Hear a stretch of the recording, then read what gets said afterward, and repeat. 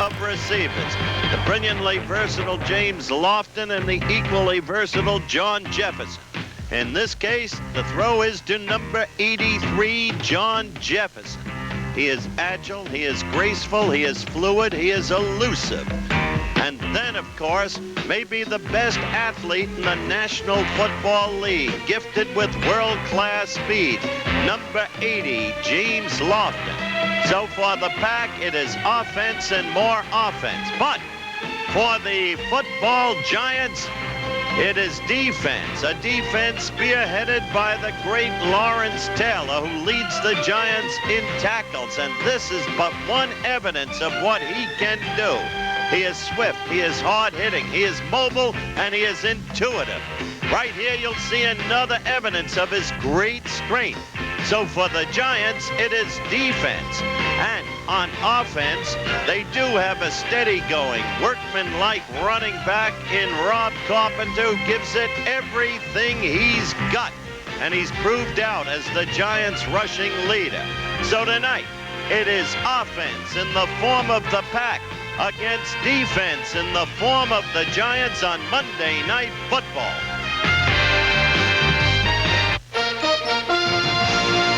Hello again, everyone. Good to have you with us. I really think we covered this game in advance with the opening of our telecast. For the Pack, it's offense. For the Giants, it's defense. The Giants do have a whale of a chance to win this game because of injuries to the Pack, which seems defenseless. To tell you about the Giants, my colleague of 13 years, one of the extraordinary players in Giant history, indeed in pro football history. He remembers the glory years, which he was a part of. He analyzes the Giants now the way they are. Thank you, Coach. All my highlights were in black and white. The Giants tonight, they have a big job ahead of them.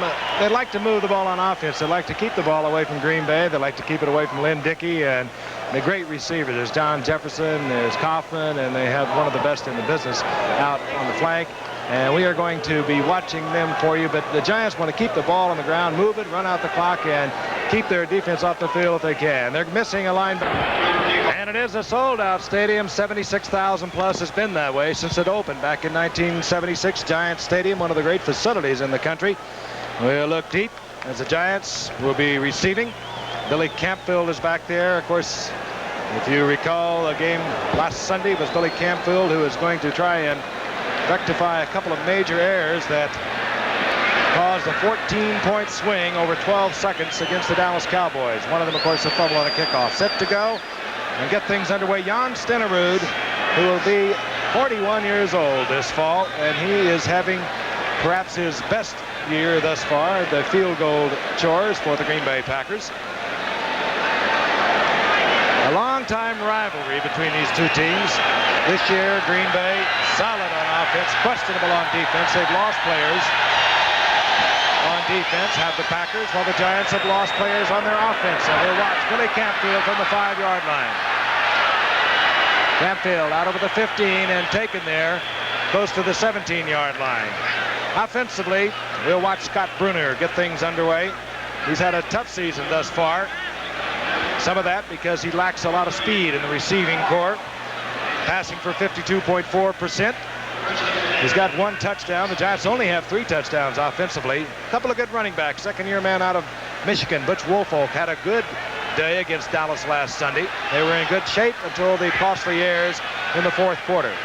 First down and 10. The ball near the 17-yard line for the Giants. We're just underway from Giant Stadium. Butch Woolfolk out to the right side, steps inside. He does that well.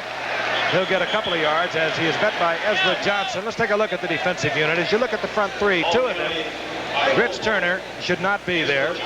Byron Bragg's over on the left side. He would not ordinarily be there because Mike Butler has signed with Tampa Bay, not playing this season. Rich Turner is replacing an injured Terry Jones. The linebackers, it's a good core, but they're missing another good linebacker in Randy Scott over in the left inside linebacking position. And there's the secondary. It'll be added to tonight in the form of the rookie #1 draft pick out of Pittsburgh, Tim Lewis. He'll be in there on the nickel combination for Green Bay. It's 2nd down and 8. The ball resting just short of the 20-yard line. Missler is out left. Gray right. Brenner missed Mister will have the first down out over the 30-yard line. Bruner connects on the very first pass that he attempts tonight. And down goes Missler in the arms of Mike McCoy. It's always good to get that first completion, and one of the better routes I think you can do that with is a little turn-in route like they ran right there. You had 2 or 3 guys not going very deep, not trying to throw a complicated pattern. Get this thing started off, hold the ball. The Giants are 1-2 in the season. They lost to the Rams. They beat Atlanta in overtime, and they lost to Dallas last Sunday. While the Green Bay Packers are 2-1 as we look at head coach Bill Parcells of the Giants.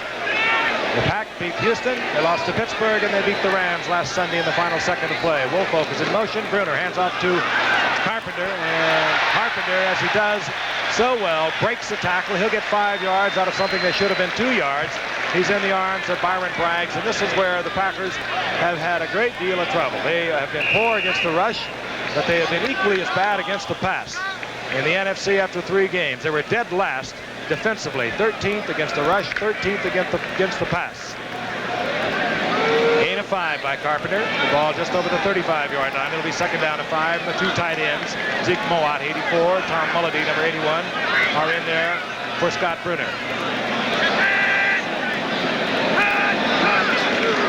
Carpenter again, similar play, following Woolfolk, and Carpenter again doing what he does so well, keeping those knees turning and moving behind Brad Pinson and Billy Ard, left side. It'll be first down yardage for the Giants out over the 40. He's having a tremendous year thus far. Weak last year as we watch him following Woolfolk, but he's 4.4-yard average and some pretty tough sled in the early going of the season. This is how he gets it done. He really does. Billy Ard had a good block left guard for the Giants. They call him Mad Dog, but he got Douglas out there, number 53. He couldn't quite make the stop. Good run there. Good play. The first down inside the 42-yard line of the Giants. Bruner, play action to the right. Looks for Gray deep. Doesn't find him. Goes to the tight end, Mowat. And Mowat, a surprise tight end. They picked up from Florida State. Gets the first down. And he is in Packer territory. Offensively, you're seeing exactly the way the Giants play. Sustained drives, short yardage basically. They don't have the wide receiver speed that Frank mentioned to go deep very often, if ever.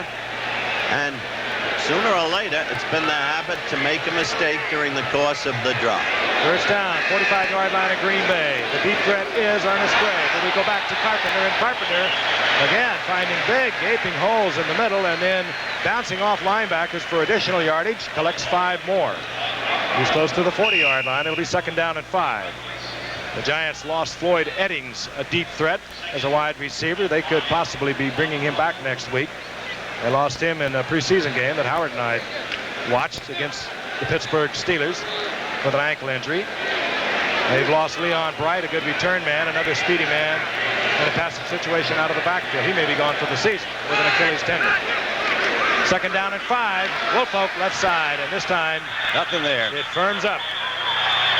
Rich Wingo in there initially, stripping the ball, but they'll mark it up close to the line of scrimmage. Wingo's been around a while. Good solid linebacking on the part of the Packers. Wingo, Anderson, Cumbie, and of course, as Don mentioned, Mad Dog Mike Douglas. He likes to be called Mad Dog, so don't get upset with it. He has a T-shirt made up, and he sells them, I believe. It says Mad Dog. Woolfolk got a yard, so it'll be third down and 4. Billy Campfield comes in. Out of the shotgun. Bruner. Ernest Gray doesn't hold on. It was high, but it was a pass that could have been, should have been caught. And out comes Dave Jennings, the punting unit. So the Giants, with a drive that started at their own 17-yard line, will have to turn it over. Or at least they bring out their punting set. This is quite an athlete, Dave Jennings. He doesn't do it very often, but he could shock you if he wanted to. He does a little running, throwing, jumping, catching stuff back there every now and then. Look at Phil Epps. And a pitching. And Jennings is looking to put it inside the 5. He doesn't catch the corner, and the Green Bay Packers will have the ball, their first offensive set at the 20-yard line. A gain of about 19 yards on that punt because Jennings did not catch the corner. Will be Green Bay Packers, their first possession of the night.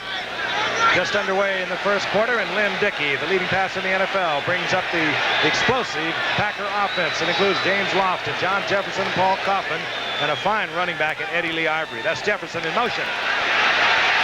Screen, and they try to get it to the fullback, Jerry Ellis. And let's take a look at Lynn Dickey. 9 touchdown passes after 3 games. The leading passer in the NFL. He could survive that very easily tonight. Rated in the complicated rating system with a 121.4 rating system. There is an explosive offensive unit.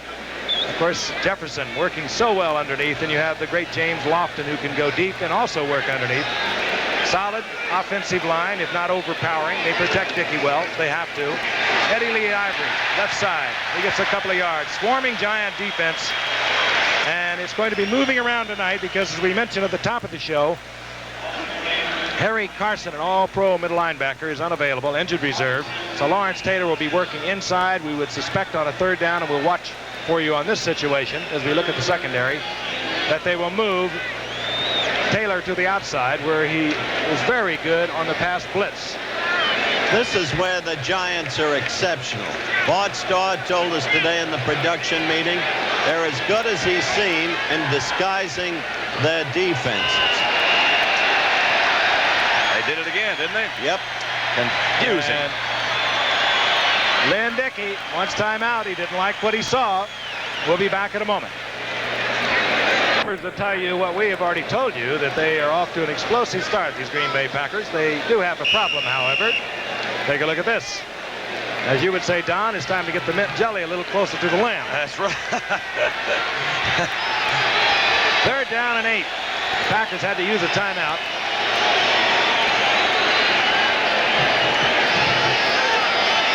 Lawrence Taylor from the inside, and Taylor blitzes.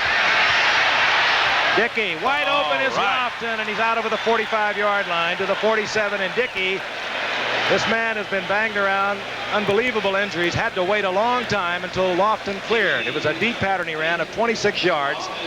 He gets the first down, but this man has really been butchered up in his career, and he's having a great start. The bad news, he had to wait for a long time, but the good news, he had time to do it, and Lawson just cleared right between those linebackers, right behind the linebackers, and came across in front of the safety guys. That was a offensive line. Give them credit, I think, for that completion. He had time to throw that one. Lofton will put some butterflies in the stomachs of defensive cornerbacks. First down. 48-yard line. Lofton back again. Screen out to Ellis. Good play by Ellis. Cut inside. Look at him. Whoa! Ellis on the roll down inside Giant territory, inside the 30, before he's tripped up by D. Hardison in pursuit, and the Packers, with 2 big plays, have a first down at the Giants' 28-yard line. One of the best free agent pickups in contemporary pro football. Harry, which is what he calls it, Ellis. Not Jerry. Gary. Well, he had big Byron Hunt, 57, who's trying to play it to the outside, containing to the outside. When he turned back in, nobody came into the inside. That time, it appeared to me Lawrence Taylor blitzed, took himself out of the play. The first down is inside the Giants' 28-yard line. That's John Jefferson. Burt, it looked like, of the Giants, moved off sides. And even if the Giants come up with it, I think it'll be nullified, as Eddie Lee Ivory could not handle it. I agree the nose with you. tackle, Jim Burt. I think you're right. I think Looked the like Giants he had moved across the neutral zone. I was giving Bart a kind of a hard time this morning. We were talking about, Bart, you know, who calls these plays? We got a penalty thing there. Okay. This is the penalty play that we saw at a little jump offside. Burt went offside. Lawrence Taylor, he does do a lot of work out there, doesn't he? 1, 2, 3. He makes things happen. He really does. Talking about calling plays, Bart, as you know, more of the 3 yards cloud of dust. Offside, middle of the defensive line, repeat first down. I get a feeling it's not a really good time to tell this, so what I'm going to do is slide on out. I'm going to come back to it, though. All right. Yes, because it's a good idea. If you go out there and call your plays, you wouldn't have to have a huddle. You see, I've got this thing all figured out. We're going to start a whole new thing. No more huddles. back to the action. No more huddles, I say. The down remains the same, following the offsides. First down and 5. Whoa. Underneath, and it goes to the tight end. That's Kaufman, Paul Kaufman, who is just like an outside receiver with the size. 6'3", 225, good receiver. He gets another first down inside the 15, close to the 18-yard line. Step. Mark Haynes defensively there for the Giants. Watch him. He just step over Bill Currier. Number 29 comes back in there. A delayed pattern. Comes inside. Very good pattern against. You see Taylor coming back in on a blitz. So he's taking himself out of the pass coverage. Look at this little, hey, nice step. Nice step. Well, there's no question that there is no better pass catching core in the league. No better, not even the Chargers, than the core that the Packers have. Kaufman so sticky-fingered. On 1st and 10 is Eddie Lee Ivory in the arms of Curtis McGriff, but he takes McGriff forward inside the 10-yard line for a gain of about 4, and it will be 2nd down and 6. The ball near the 8-yard line. Talked about the injuries that Lynn Dickey has suffered in his career, everything from a dislocated hip, broken leg, shoulder operations. Well, Eddie Lee Ivory, when he came up as a rookie, tore his knee up in the very first game, came back with an 800-yard season a year later, and then tore that knee up again in 1981, and he's back going stronger than ever. Dickey looks over the 2nd down and 6. Jefferson again in motion. Ivory. He'll be short of the 1st down by about a yard. It'll be 3rd down. Green Bay offensive line is getting good movement in there, driving the Giants back. Ivory has a way of picking up extra yardage when you think he's not going to get that much yardage. He'll fool you every time. One of the better backs in the league. When you're such a strong passing team as Green Bay is, the defensive linemen, they sometimes tend to disregard the run threat in an attempt to put pressure on the passer. And when they do, they're easily taken out, even by what is not a powerful offensive line. On 3rd and 1, and Mike Mead, the crowd roars. Mead's surge came up close to a 1st down. Second-year man out of Penn State. This will be where they market the old story. Very close. And it'll put Bart Starr into an interesting situation, as it will bring up 4th down. Didn't get it. Measurement. They'll bring it out. Again, it was close as Mike Mead tried to go over the right side, drilled back. The field goal team is huddled around Bart Starr. Foot short. Sure would be tempting, wouldn't it? It would tempt me, but not Bart. And here comes John Stenerud. Beat the Rams last Sunday with a final second 36-yard field goal. It was his 10th consecutive field goal. He hit all 4 this year, 2 in last year's playoffs, and his final 2 last year in the regular season. They also have 2 kickers, which I find a little unusual, with Stenerud and Eddie Garcia, young man out of SMU. You don't see him be able to keep 2 kickers that long. I don't quite understand that. An attempt of 20 yards. Lucky Scribner. The punter places it down. Stenerud with the chip shot, and the Packers, who started on their own 20-yard line with their very first possession, have settled for 3 points at the Giants' 3-yard line. And we'll be has put it through from 20 yards out. The Packers on top, 3-0, 5:34 remaining in the first quarter. And Billy Campfield, the former Philadelphia Eagle, has settled in at the goal line for the Giants. Stenerud set to kick off.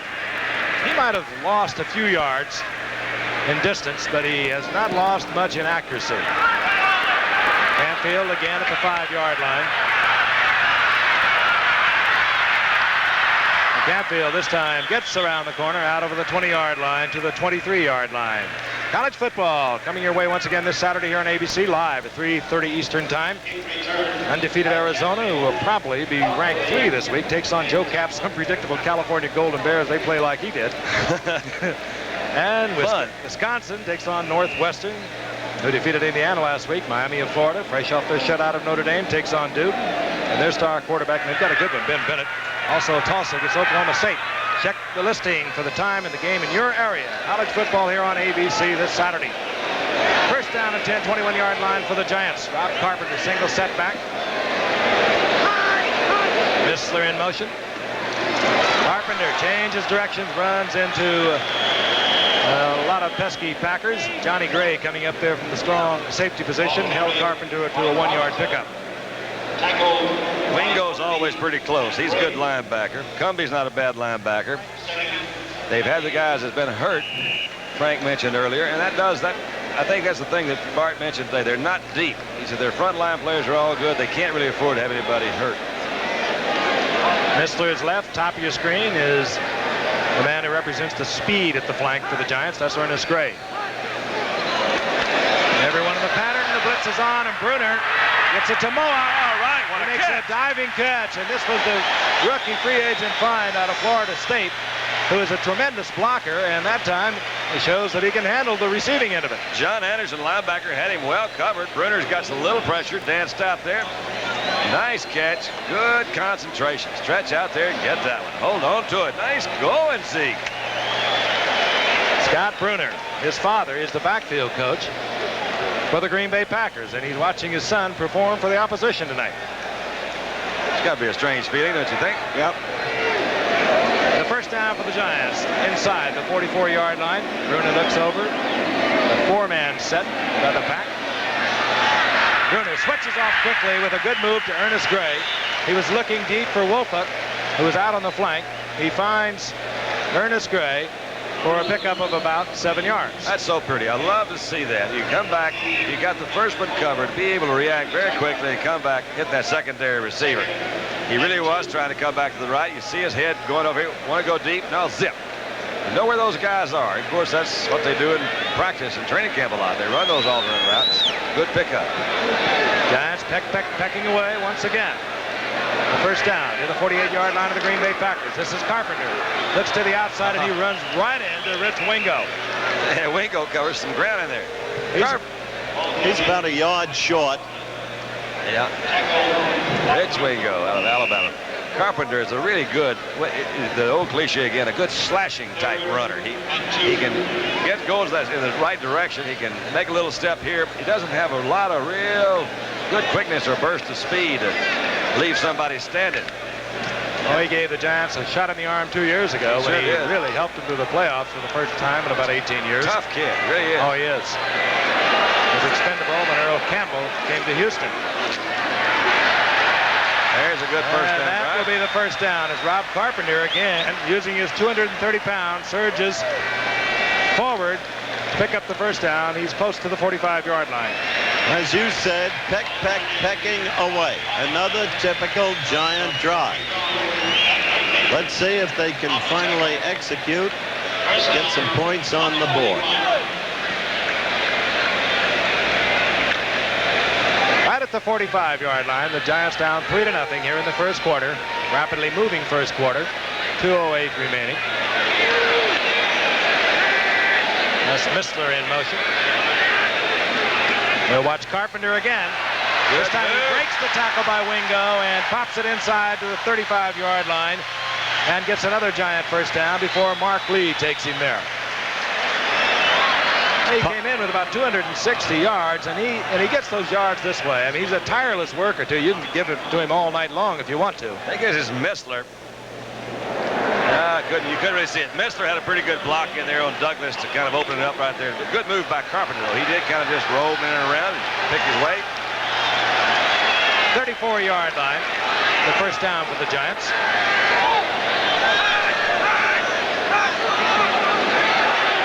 Bruner, this time a lot of time. Man is wide open. It's Ernest Gray. Look out, Ernest. Gray had the first down. Very close to it, and then he stepped back behind the first down marker, but he struggled forward to pick it up. Wingo again on the stop for Green Bay, and the Giants have a first down. They're inside the 22-yard line of Green Bay. Look at it from the ground level. He had a couple of guys open this time. Usually does start back off again. Got some time to throw. Nobody's back there. Ernest was wide open. And he had old Zeke open in there, too. I'd throw to that Zeke some more. Zeke made a good catch. Packers defense, it was questionable. We talked about it at the very top of the show, and the Giants are exploiting it everywhere. Here's Wolfo. Oh, yeah. Wolfo cutting back before Ezra Johnson has to come from the far side to make the stop, but Wolfo will get about 7 yards. Good call. Excellent fake by the quarterback, Bruner.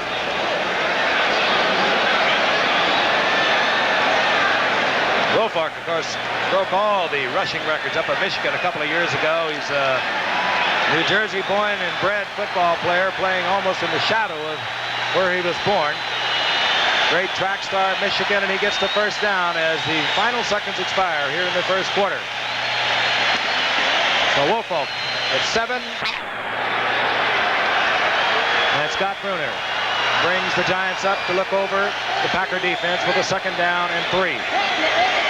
Ball inside the 15-yard line. Woolfolk in motion. Carpenter, right side. Now look at that move by Carpenter. Bob Carpenter, all on his own. The hole was not on the right. He broke it off to the left. Broke tackles, carried Packers into the end zone on a 14-yard pickup. That was a great effort. That really was. You're absolutely right.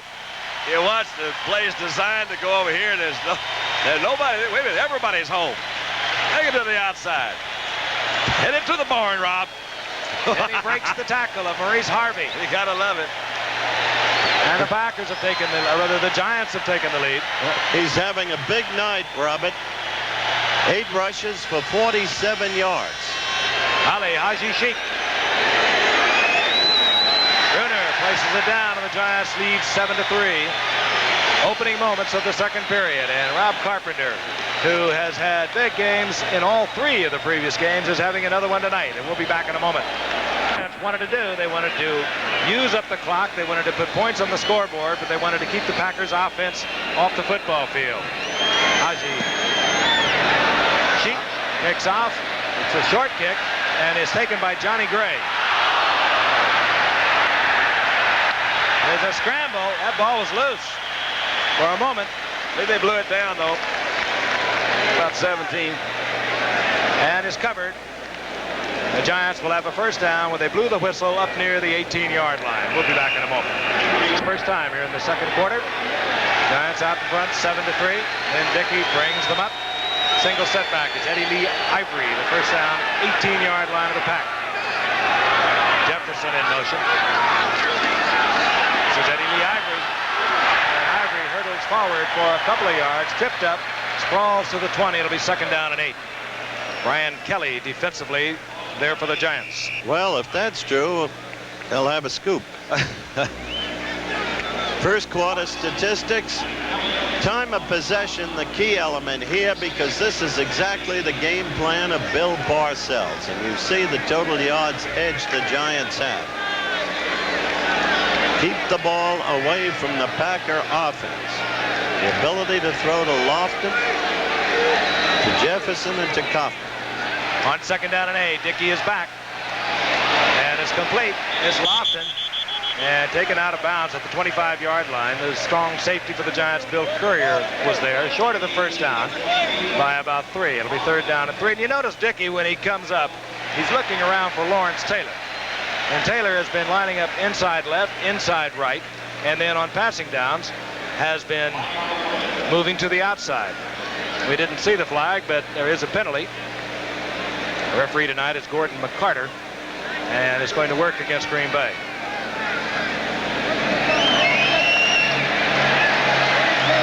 That'd be a biggie. That's one of your big guys, usually a holding call. Personal foul, unnecessary roughness, number 54, offense, repeat, 2nd down. It's kind of unusual. Larry McCarron, the center. Unnecessary roughness.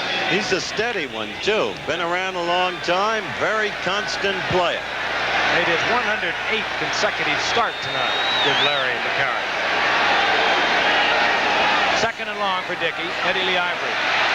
Lawrence Taylor moving from the inside. And he moves so quickly. Van Pelt in there, too. The Giant linebackers, outstanding. Keep in mind now, he's playing a different position tonight. He's played nothing but outside. He read it beautifully, stepped in behind the guard, and was right there, along with Brian Kelly. He's an intuitive player. His instincts excellent. We emphasize that in the opening of the telecast. 3rd down and 18. Phil Epps, number 85, a speedster, is in there to join Lofton, Jefferson, and Paul Kaufman. Motion over there. Flags are down, and Dickey is down close to the Giants' goal line. Andy Hedden, we told you to watch him. He had a superb preseason game against the Jets. The rookie 8th-round draft pick out of Clemson was in there, number 54. But there were flags. Full start, 68. They just going to put the ears back and come right now. The right tackle was the guy that moved. Greg Cook. Coming in from the outside, nobody touched him. When they split out all those flankers, they got their speedsters in there. It's a good move to blitz those linebackers in a hurry. They get back there, got that kind of speed. Puts a lot of pressure on that quarterback to get rid of the ball in a hurry. Here's the call again, Gordon McCarter. False start, number 68, offense, still third down. Pack is in deep trouble. They're quite capable with their offense of playing catch-up football, but the Giants should be getting the ball in very good field position on the 4th down punt, unless Green Bay can pull a big gain here. Not likely. Third down at an uncomfortable 23 when you're right in the shadow of your goalpost. So we come out with Jerry Ellis. The play is coming down to Lynn Dickey from Bob Schnelker. Taylor on the stop.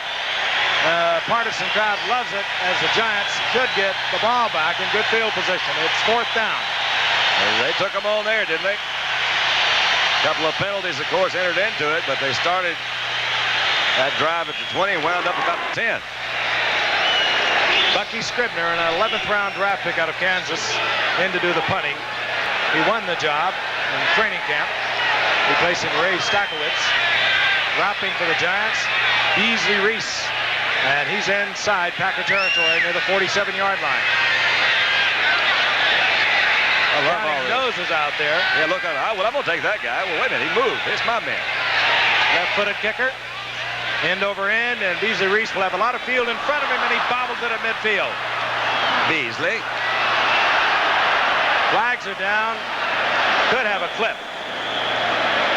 Reese at the 40-yard line, and there is a Packer that is down. It's Larry Rubens. He was coming down, and it looked like one of the Giants got in behind him. Mike Whittington. I believe, yes, I think you're exactly right. I believe it was 58, Mike Whittington, and it'll cost the Giants. So the Pack gets a big break on the Beasley muff. He bobbled that up around the 45-yard line and lost all of this yardage, plus the penalty. So the Giants lose their edge in field position. There's your penalty. That's the illegal block that we spoke of. So the Giants will have a first down, but not at midfield. They'll be at their own facility. Opened in 1976. The architect, Ron Lubinsky, the designer of Arrowhead Stadium in Kansas City. And if anything, he improved upon that. It's jam-packed with Giant fans tonight, and the Giants have a first down at 10 near the 29-yard line. They lead the Pack at 7-3, 12:09 remaining in the first half. Rob Carpenter.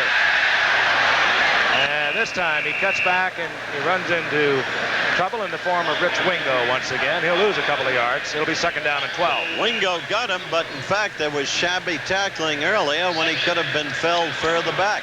One of those kind of plays is either going to go, catch him off guard. It's a delayed sort of a play, and Green Bay just didn't go for it. Wingo read it very well. Packers are going a great deal with a four-man front. They bring in Casey Merrill. They move Turner to tackle. And now, once again, they show the four-man front. Brunner steps back into the pocket. Has to hurry a pass intended for Mowat, incomplete. It'll be third down and 12. Some pretty good pressure back there that time. That was some good pressure from Rich Turner. 75, they just couldn't hold him out. Brunner stepped up, tried to get a little bit more room.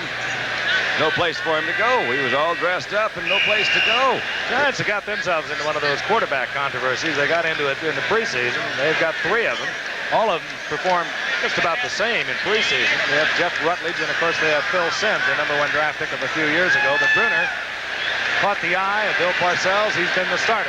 Questionable by some. Third down and 12. Ooh, down goes Brunner. It'll bring up fourth down. Ezra Johnson, the leading sacker for the Pack. That's the fourth sack of the Pack has had in 3 games, plus this one tonight. Brunner's greatest asset, as you look at Ezra, is a sense of the game. We've mentioned that his father is on the Green Bay coaching staff. He's been around his dad since he was a kid. His flaws, many of them obvious, including an open lack of foot speed. You saw a racehorse in Phil Epps. He can really motor if he gets the opportunity. And he is going to get the opportunity. He had the picket line set for a moment. He took his swing a little deep. He gets out over the 35 to the 37. The flags are everywhere. 49-yard punt by Jennings. I think there was a clip. This Epps is a kid that went to TCU. He's from a little town down close to Mount Vernon, Atlanta Jackrabbit. He has the 5th fastest time. Was it last year, the 60-yard dash? Something like a 6.1. Now that's picking him up, putting it down. Nope, against the Giants. Be a personal foul. Could have been. Hit him a little high, looked like. Maybe even caught his face mask. Well, he's only 5'9". It's hard to hit him low. Epps is a terrific athlete, though. Last year in the Green Bay game against the Jets, Jets doubled the wide receivers, Lofton and, of course, Jefferson. His call. Personal foul, unnecessary roughness, number 44 of the kicking team during the return. Pete Shaw. Here it is. Let's look at it. Dunn. Good shot. Well, I didn't see it, but with 54 is Shaw. Let's just see what he does. 44 right there. Oh, yep, he just hit him too high. They don't do that anymore in the National Football League. So the Green Bay Packers, following the penalty, will have a 1st and 10, 48-yard line of the Giants. Lynn Dickey came up with the Houston Oilers, same time as Dan Pastorini. A lot of people wanted Lynn Dickey. Talked to George Young, the fine general manager of the Giants. He wanted him when he was with Baltimore. Green Bay got him, however. 76.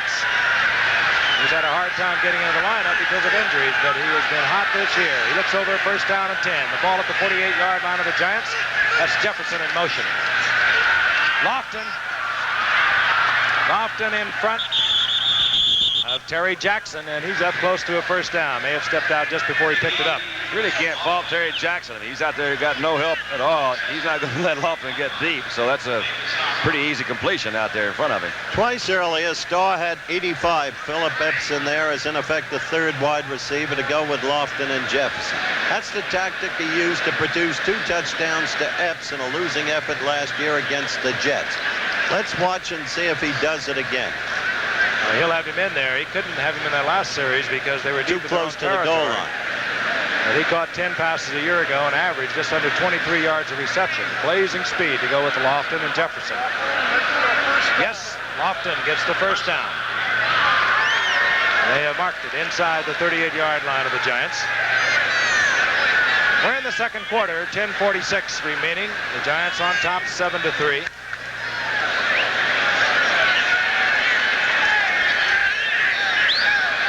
Green Bay now has 4 1st downs, all of them through the air.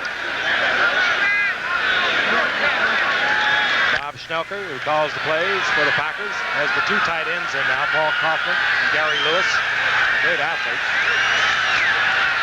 Eddie Lee Ivory following Ellis. Tries to cut back, and he runs right into Brad Van Pelt.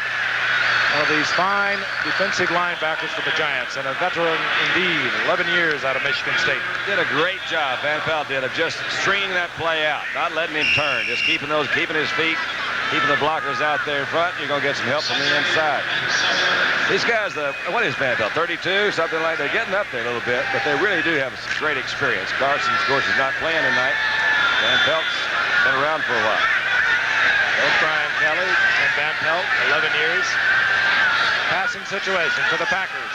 2nd down. Wide open. Oh, wrong way.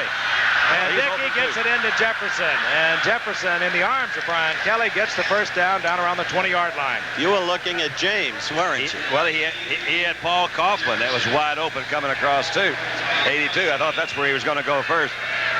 All right, you can see Kaufman coming in from his tight end position, coming across the middle. He's wide open. I said, that's where he's going to go. He turns around and comes back into Jefferson, who was open, but not nearly as open as Kaufman. 14th reception of the young season for Jefferson. He has 3 touchdowns already this season. And if we haven't told you already, Lofton has 4. And they have been from way out. Ellis, big hole on the left side, and Ellis exploits it down close to the 10-yard line. It'll be a gain of about 8 yards. It looked to me that Ellis ran right up the back of Dave Dressler, who's a guard. Had more run, but he ran right up the back of him. Yeah, that's unusual, but ordinarily Lawrence Taylor would have been the outside linebacker. With the loss of Carson, they've had to move him inside, and it was a good block that took out McGriff, and a huge gaping hole that Had Taylor been playing in the position he ordinarily plays, you can better believe that he would have filled it. They give them 9, so a second down and 1. The ball at the 11-yard line.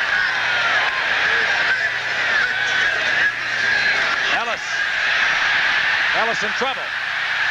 Look at Dickey coming back behind the block. Down goes Ellis in the arms of Byron Hunt. Tried to swing it right. Good cornerback play by Haynes. And a flag is down.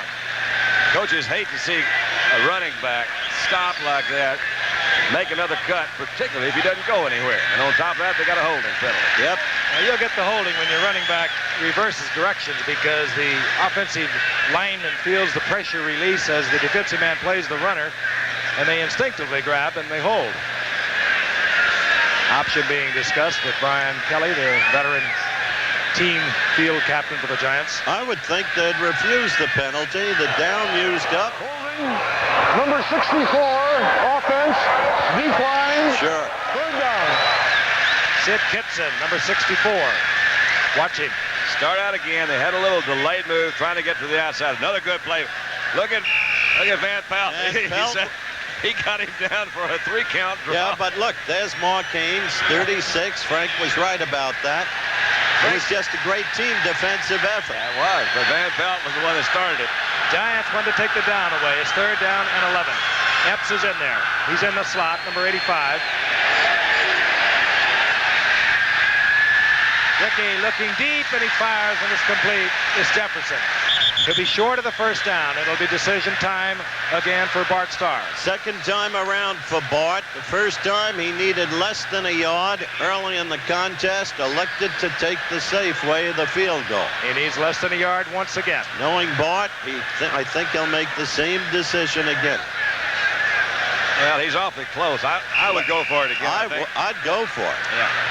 Looks like old Bart's going to. There's a good route, pass route, that last play by John Jefferson. Bart said something I thought was very interesting about him. He says the most unselfish football player he's ever seen. Look how quick he gets off the line. He comes back down. It's not, you say, well, what does he do? Well, what he does without changing any directions at all, just turns it up very quick. Good route. 2 tight ends are in. Short yardage, less than a yard for the first down. Dickey. He got it. That's a dangerous move for Dickey with that body of his. Yeah, but he got it. He'll pick it up. Surging right over the top of the all-pro center, Larry McCarron. So the pack is on the prowl. They're inside the 10. First down, goal to go. Sometimes you wonder, Don, why a player as wise, who's been around as long as Ellis, would do what he did with just 2 yards to go. Just plow in there, take a 1-yard loss. But always one of those things where, you know, it's terrific to look at it the second time, but I agree, it's a mistake that you would not expect a veteran player to make. Dickey. And a good defensive effort, a diving block by Bill Courier, and right away Bart Starr, aware the Giants have not allowed a rushing touchdown this year. They come right out, first down, goal to go at the 9, and they put it in the air, and they'll keep it in the air. Parcells liked Courier from back when he was with the Patriots. Here's another look. Well, Epps is not going to beat anybody too bit on physical strength. It's not what you call a picture-perfect pass pattern. Good move by Courier, though. He is a hustler back there. And did. Parcells did like him. He got him from the Houston Oilers, where Courier had been a starter for many years. Got him up in New England, brought him with the Giants. It's second down, goal to go. Roll out by Dickey. Gets it to Ivory. Good move by Ivory. And they hold him short. Brian Kelly defensively is there to keep Ivory out of the end zone. It'll be third down, goal to go. Slippery back, another evidence of how he picks up yardage you don't expect him to get. They had the angle. That was Lawrence Taylor also. Had the angle on Eddie Lee that time. And he did make a very good cut adjustment with his feet, quick feet. Turned it right upfield. Left Lawrence flat on the ground. Dickey now 7-9, 104 yards. This will be a passing down for the Pack. Yeah, and they keep track of these stats, too. The Giants are very tough against the run down in here close. I would suspect he'll put it in the air. I was wrong. And they are short. Mike Meade. Now it's fourth down. Interesting. That's twice he's used Meade in close. Big man. He's a 225-pounder. They seem to like him rather than Ellis in close. And now Starr on 4th down, goal to go at the 1. Sends the play in. Jesse Clark, a rookie from Arkansas, brings it in. That's rather surprising. Rather surprising, too. I saw the defensive players for the Giants turn to the stands and say, come on, give us some help. And then they all stand up, start screaming and yelling, hey, aren't you guys interested? And there are no fans like the Giant football fans. Reverse. It's a reverse to the tight end. Gary Lewis. And he didn't get in. Oh, what a good defensive play. Great defensive play by All-Pro Mark Haynes. Great play. I thought he had it in a walk-in. I think Gary Lewis thought he had it. Mark Haynes took on the 6'6", 238-pound Gary Lewis, held him out of the end zone. We'll watch it again, and a good call by Bart Starr. That's one of your trickies. Right here looks like there's no way, but look at him close. Haynes got him. Oh, that's a good defensive play. He would never have got him had he gone in low. He just used brute strength. And a Giant that's slow getting up is Terry Jackson, but now he's on his feet and appears to be all right. And the Giants have the ball inside their own 1-yard line. We'll be back in 10 plays, 4.5 minutes. They get nothing at this point. The Giants, 1st down and 10, the ball inside their 1-yard line.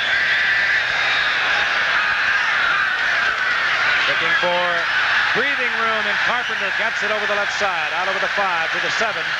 It'll be 2nd down and 3. And let's watch once again. Good play fake there. And now the handoff to Gary Lewis. It just appeared that right here, Lewis had it. I think he thought he had it. Didn't expect Haynes to close that fast. And that's just a terrific defensive play, but maybe not quite enough effort on the part of Lewis. Not enough. Clearly, he should have gone in. He's a pro football player. He clutched the ball wrongly, up high by his chest. He should have put his head down and barreled in. I'm going to tell him that. With the ball outstretched. 2nd down, long 3. This is Carpenter. Again, didn't like it to the outside. Moves back to the inside, be short of the 1st down as he gets up to about the 9-yard line. John Jefferson fixing his contact lenses. Let's pause 5 seconds and allow our stations and friends along the line to identify themselves. This is WAOW TV9 in Wausau. Under 5 minutes remaining in the 1st half. The Green Bay Packers got on the scoreboard first with a 20-yard field goal, Jan Stenerud. Then the Giants drove 78 yards, using time, getting into the end zone. They lead 7-3. The Giants have a 3rd down and 2 inside their own 10. Rob Carpenter gets it out, close to the 1st down at the 13. He has the 1st down. For the Giants, get away from the shadow of their own goalpost. Right now, we'd like to congratulate WHBQ in Memphis on their 30th anniversary on the air and their 27th year with us, an ABC affiliate. Congratulations on your 30th. At the 13-yard line, 1st down, Giants. Most of the work being done by Rob Carpenter. Holiday in motion. This is Wofolk. And Wofolk spins for yardage up close to the 20. He'll get 6 yards. It'll be 2nd down and 4. Carpenter has 55 yards thus far on 12 carries, and they've been tough yards. Next Monday night, of course, you'll see the Jets, who suddenly came alive yesterday to beat the Rams in overtime against the surprising Bills of Buffalo, who under young Kay Stevenson are 3-1. And Joe Cribbs had himself a great day. We'll get to watch the Mark Gastineau shuffle. Might start a war again. 2nd and 4, Carpenter. It's a block in front from Wofolk, and he springs for the 1st down. The Giants are doing exactly what they wanted to do, and we said at the very top they would like to do, and that is control the ball and control the clock. Get the points up there right, but keep that offensive unit of Green Bay on the bench. Probably as good an example as you could possibly get of how valuable Carpenter is to the Giant team. When you're backed up like that, you got a guy that can bring it out. He's earned his money tonight. Single setback is Rob Carpenter. The 1st down at the 27-yard line. Carpenter again. Douglas pulls him down from behind as he gets perhaps 3 yards. It'll be 2nd down and 7. Well, they're running better tonight than they've been able to do and running the ball against the Packers. And last 2 years, as you can see from that graphic. Giants have 3 timeouts. 2-minute warning. We'll be back at Giant Stadium. Round draft pick in 1980 was Scott Brunner out of Delaware. 6'5", 200-pounder. And no matter which side you're on, if you're involved in the quarterback controversy, he has worked hard to earn his spot. Giants have run the ball 18 times. They've had 7 passes as we watch Woolfolk right side. And they're concentrating on the ground. It's working on the clock. And is picking up a lot of yardage. Johnny Gray defensively there. And I'll reiterate what I said earlier. The Packers are weak defensively because they have lost 3 key men this season to injury. They lost Terry Jones, their nose tackle, and a good one in the opener against Houston. Rich Turner's in there. They lost Randy Scott, who had really replaced Rich Wingo at the left inside linebacker. And they lost Mike Butler, who signed with Tampa Bay, the left defensive end. That's the biggest loss. Myron Braggs is there. 3rd down and a yard as Woolfolk got good yardage. Carpenter left side. Flag is down as Carpenter sprawls to the 1st down. Flag is down on the near side. Mike Butler, a good example as we wait on the call of how the USFL has been cherry picking the NFL. Procedure call against the Giants. And Bart Starr was very candid this morning when he talked with us. And he said, it used to be when you lost players to injuries, you could look around on the waiver list. You could pick up players, good, talented players, and bring them in and let them play. He said now they're not there anymore. You have to have your own people as backups. Here's Gordon McCorder. Illegal shift. Offense. 2 men moving before the snap. Repeat 3rd down. I know he did say that, but I'm wondering, why is that? Why are there not the players, the backup players like that? Everybody says we've got so many. Well, how many are there? There's a whole new league, and that league now has a very stable and long-term threat, and a man who happens to be a good friend, for instance, of Pete Rozell's, Donald Trump, the brilliant real estate man who's bought the Generals. He's liable to build a high-rise right over Giant Stadium. Exactly. 3rd down long for Brunner, and he'll put it on top. Fires to Gray, and Gray holds on for the 1st down out of the 42-yard line. Yeah, that was a nice play. And it becomes so easy to pass when you can move the ball on the ground. Well, Ernest is not dazzling you with any kind of particular pass route, but he did make a good effort to catch that ball. That ball was thrown there in good shape. Gray finds the open spot. Brunner found Gray. 1st down, Giants, 42-yard line. We'll be back in a moment. Steps into the Giant huddle. 1:09 remaining in the 1st half. The Giants have 2 timeouts. And we'll take a look at this play from the end zone. Gray is split to the left. Danny Pittman has come into the lineup. So we have the 3 wide receivers, Gray, Pittman, and Missler. The Giants at their own 42-yard line. Carpenter, and he's wide open, but again a flag is down. And it's in an area which could indicate holding. And it does. Was that? He had a good look at a 4-man front, defensive front by Green Bay with the 2 linebackers. A little bit to the outside. Carpenter came right in the middle, right over the center where there was not a linebacker. So that's just picking the right spot. Yep, it was a little quick pass right over the middle. Well executed, well disguised play. And all for naught because it'll be marked off against the Giants. 1:01 now remaining in the half. The Giants again on top, 7-3. Green Bay got the scoring underway. 20-yard field goal, Stenerud. Holding. Number 67, offense. Repeat 1st down. That's Billy Ard. He's the left guard. He wears number 67. You get the feeling that the Giants are really not too interested to put that ball in the air and kill the clock. They just want to kind of ooze on in through here till halftime. Let's see if they put it up again, though. They should. They might put it up the same way, safely. The Carpenter underneath. Or perhaps Woolfolk. No, they'll keep it on the ground. This is Woolfolk. That's a Woolfolk, good yardage. He'll pick up about 12. Getting out close to the 44-yard line. Tripped up by John Anderson. And Brunner will use one of his 2 remaining timeouts, stopping the clock with 53 seconds remaining here in the half. There's Butch Woolfolk. Had a tremendous career at the University of Michigan. And to Westfield High here in New Jersey, a track star. I said in our Pittsburgh Giants preseason game that I thought he was the outstanding The outstanding draft choice of the Giants. Pick number 9, Ali Haji Sheikh, is going to be an outstanding kicker in this league for the foreseeable years to come. I want to remind you, coming up Saturday, 3 o'clock Eastern Time, 2 o'clock Central, 6 o'clock Pacific. The coach will be there with Sports Beat. This guy's being touted as the National League Rookie of the Year, and he probably is going to make that. And just as Clint Hurdle was a few years ago, I'm talking about Darryl Strawberry. He could be another way. Willie Mays, people are saying that around here. They get a little excited in New York, but he's had a tremendous year. Strawberry batting .254, 25 home runs, 70 RBIs, 17 stolen bases. And he has really got off to a tremendous major league start here with the Mets. And Howard will look into it on Sports Beat on Saturday. Interesting contrast with his teammate Clint Hurdle, who at 19 was the cover man on Sports Illustrated with all kinds of raves, but he didn't make it.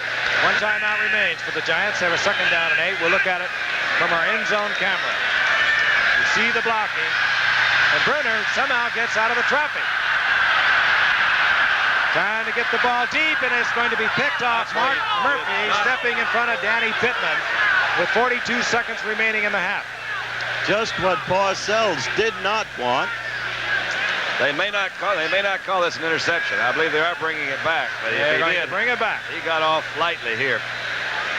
Ill-advised throw. Ill-advised. But if Ezra Johnson was zooming down there on him, he might just try to. Yeah, that. I don't know why they did. I wonder why they didn't. Must have been saying that he was juggling it as he went out of bounds, did not have possession, but it looked like he had it. In any event, they bring it back. It'll bring up 3rd down and 8. The ball just inside the Giants' 45-yard line. 42 seconds remaining in the half.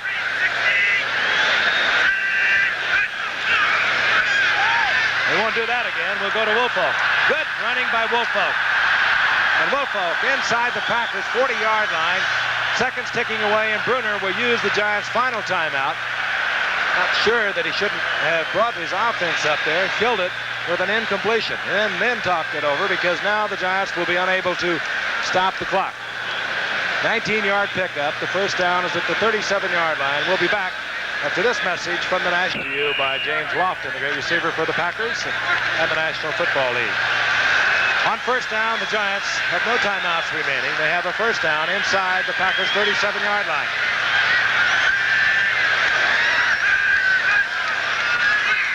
Bruner is back. Gray is wide open and drops the ball. It's incomplete and stops the clock for 26 seconds. Now, right now, there is a little bustle going on the bench because should they get a little closer, they're going to bring Ali Haji Sheikh in, and the field goal team has to be ready to get out there because the Giants can't stop it unless they get out of bounds. Let's watch Gray again. I think he just was so open. I don't know how in the world. Well, that might have had something to do with it right there, but he certainly had something to do with it, but that's been Gray's eternal problem since he's come up from Memphis State. Maurice Harvey was the guy that gave him a good lick there, but they got him so open by sending him down the middle, and Green Bay was protecting for the sidelines, expecting to try to stop the clock. And they come back to something very similar because they still have time to get the completion and get the field goal unit on the field. Bruner in a lot of trouble, and he'll lose about 3 yards, and that could well put the Giants out of field goal range. Charlie Johnson defensively in there for the Packers. And the clock stops with the sack until the receivers get back to the line of scrimmage, and then it's set in motion again. Bruner. Incomplete. 9 seconds. The intended receiver, John Missler. And we're going to see Ali Haji Sheikh, who missed his first field goal of this young season against the Rams, but he has come on and hit 5 straight. And the guy we really want to watch now is with the Packers. He's number 81. He's Gary Lewis, and he seems to block everything that's kicked. He's blocked 4 this season, either field goals or extra points. He wears number 81. He'll be right in the middle. He's 6'6". He'll go up high, and this will be an attempt at 56 yards. It's got the distance. Whoa! Through the upright. Ali Haji Sheikh, a 9th-round draft pick, a rookie from Michigan, setting a giant record of 56 yards. Joe Danella had that mark of 55 in 1981. That's what I mean by a great draft choice. Drafted 9th. And we have watched this young man. Howard and I watched him in Pittsburgh. He gets it up so quickly. Lewis, jumping high in the middle, had no chance. That's a great effort. That really is a great effort. Really, so true. Thing to see, yeah. From the beginning. Watch Lewis. That's what we talked about. He's blocked 12 field goals or conversions in the last 11 games. Now that's remarkable, but Sheik, as we noted earlier, particularly on the artificial surface, gets it up so quickly. And he also gets the distance on it. Last minute instructions, probably telling Ali Haji Sheik to keep it on the ground, perhaps keeping it away from the speedster who has dropped for Green Bay, Tim Lewis, their #1 draft pick out of Pittsburgh. There he is, out of speed. He averaged just under 33 yards returning kickoffs last year as a senior for Pittsburgh. 3 seconds on the clock. The Giants have extended their lead. And a great kick at 56 yards by Sheik. That ball just did go out of bounds. And now the Giants will be kicking from their own 30. Keep in mind, one of the key items is to get that ball down quickly. And Bruner did just that off the snap of Rich Humphrey. And great concentration. Sheik with the head down, and he knew it was going to be there. That's fun. I love those shots. Oh, yeah, that's great. Quite apart from the concentration, which was great. Frank, do you see the follow-through he gets from that right leg? And that head down. It's like his left ankle almost fell over. He had so much of his weight came through, and he planted that left foot. The Sheik, he's called.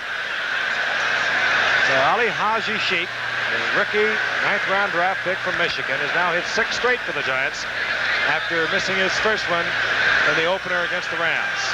It's also a very uncharacteristic first half for Green Bay based on the 3 earlier games. They usually score a lot in the first quarter. Sheik dribbling it along the ground once again. This will be Lewis. Time will run out. So the Giants hear the roar of the 76,000 partisan Giant fans as they go to the about ready to get underway. The Giants will be kicking off to the Green Bay Packers. The Giants ready to get underway. The Giants will be kicking off to the Green Bay Packers. The Giants dominating, at least in control of the game, as we look at the deep man for the Packers. Tim Lewis, the #1 draft pick out of Pittsburgh, a fine defensive back. But Green Bay only had 3 possessions in that first half. That's hard to believe. And that is one way to silence their great receivers. Ali Haji Sheik keeps it up high and takes it to the goal line. Here comes Tim Lewis. And Tim Lewis is hammered just as he gets over the 15-yard line. Good hustle by the 12th-round draft pick, John Tuggle from the University of California for the Giants. Okay, baseball scores. Phil's magic #2 beat Cubs 5-2. Atlanta won with Negro pitching 6-2. The Dodgers struggling. Will they fold again? 5-5. Valenzuela started having a tough year there in the 8th. And we draw a flag on the opening play. Here's Gordon McCarter. Number 74, receiving team during the return. 1st and 10. Tim Huffman holding for Green Bay, so Lynn Dickey will have that goal post hanging over him once again. One of the 3 possessions we spoke of was inside his own 5-yard line. Pack in the hole early. Giant special team play outstanding. 8-yard line for Green Bay. Lynn Dickey, of course, the quarterback. Jerry Ellis, single setback, number 31 now for the Pack. He looks to the left, brings it back to the right. No place to go. And Dee Hardison, the defensive right end, was there. And so was Curtis McGriff, who wound up with the tackle.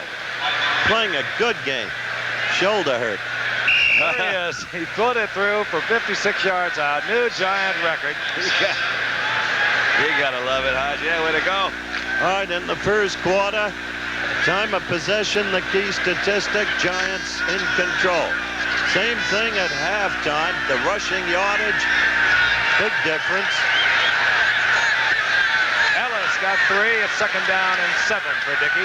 Blitz is on. Dickey reads it, tries to get it to Jefferson, incomplete, and a flag is down once again. It was John Jefferson being covered well by Mark Haynes, but the blitz had the pressure on Dickey. This is the best game Mark Haynes, who's of course all-pro.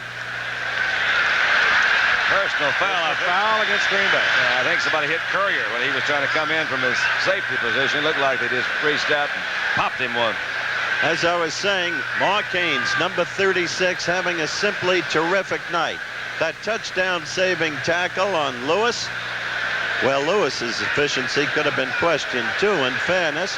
And great coverage just now, and another remarkable play when Personal foul. Gary Ellis was thrust back. Number 31, offense, decline, 3rd down. You're right on it, Don. It was Jerry Ellis picking up the blitzing Bill Courier for the Giants. And he was a little overly aggressive. I don't think he saw him until he was just about gone past. He realized, hey, I'm supposed to block that guy, and he just went out and hit him. That penalty would have been a half the distance to the goal line, so the Giants decline it. And it's 3rd down and long for Dickey. Giants showing blitz again. And they come with it. Good Jefferson catch. with a great Wow. catch at the 25-yard line. Bill Courier covering. But I'll tell you, Dickey was really hammered by Lawrence Taylor. You'd have got to admire Dickey. He had to wait until Jefferson uncovered, and he really paid for it. You see Taylor making kind of a delayed blitz coming in there, and Dickey knows there's no way he's going to get out of his way. But look at that ball was thrown perfectly and great concentration. Here's another shot. This is kind of giving you an idea of what it looks like. Hey, yeah. Don't believe me. Get out of there. Let me tell you, John. Oh, what a hit. And then he finishes it off. At the 25-yard line, the first down. It marked at the 26. There is the reverse. Eddie Lee Ivory, he coughs it up and is picked up on the run. Goodbye. Terry Jackson. That will be 6. No flags down. That's It right, was Lynn. Dickey to Jerry Ellis. He reversed it to Eddie Lee Ivory. He was hammered, and Terry Jackson picked it up, took it in from 34 yards out. Big, big night for the Giants, and one can hardly see against this Giants defense. The Pack is playing catch-up the way they did almost a year ago to this night, the last game before the strike. And give Bill Parcells all the credit in the world, Frank. Without Carson, he's showing them all kinds of defenses. And I think it is really distracting. One thing, when you get behind the Giants, you're going to have a hard time making it up. They have a superb defensive team. They're well coordinated. And that, again, is Bill Parcells' forte. He is the man who has his nose, even though he's a head coach, in all the defensive efforts. Chris Foot to the snap. Bruner gets it down. Ali Haji Sheikh through the uprights, and the Giants extend their lead over the Pack in the early moments here in the 3rd quarter. Let's watch it again. It'll go first to Ellis. The reverse to Eddie Lee Ivory. Lawrence Taylor almost got him right back there. Eddie Lee makes the move over Dickey. He just was smashed by about 3 of them. You see that ball come jumping out there in pretty good shape. Brian Kelly was one of them, but right on the spot, Terry Jackson. And a cornerback's dream. The ball loose in the open field. And there he is, Terry Jackson, longtime starter and a fine cornerback. He gets the touchdown. The Giants lead 17-3. Awaiting the kickoff of Ali Haji Sheikh. Giants exploding here early in the 3rd quarter. Great effort. Brian Kelly, Byron Hunt, D. Hardison got the ball loose. Terry Jackson took it in. High kick again by Sheikh. Lewis bobbles the ball. And it's loose. And covered by Green Bay at the 13-yard line. And once again, the Pack will have their possession deep in their own territory. And let's watch again as we isolate Eddie Lee Ivory. And watch the play of Byron Hunt. He jumps over Dickey. There's Byron Hunt, comes in here. D. Hardison gets a good shot at him. That's big 79. And Kelly was in there. Brian Kelly was here. A lot of help from his friends. Tell you, when things like that start to happen, they kick off to you the next time, you fumble that one. I'd be a little bit concerned. Well, they're ahead of the game. They didn't have a penalty on the kickoff. That's right. See, that's way to look at the good things, the positive things. Packers 2-1 coming into tonight. The Giants 1-2. The 1st and 10 at the 12-yard line of Green Bay. Oops. Movement on the right side. Now they got it. Well, I was wrong. They got the penalty. That's Paul Kaufman moving quickly from the tight end spot, and the flags are down. That's too bad. It's really a good offensive team, and I was looking forward, and this game's not over, of course, but I'd like to see that kind of Encroachment, number 86, offense. their offense. They just haven't been able to throw a lot.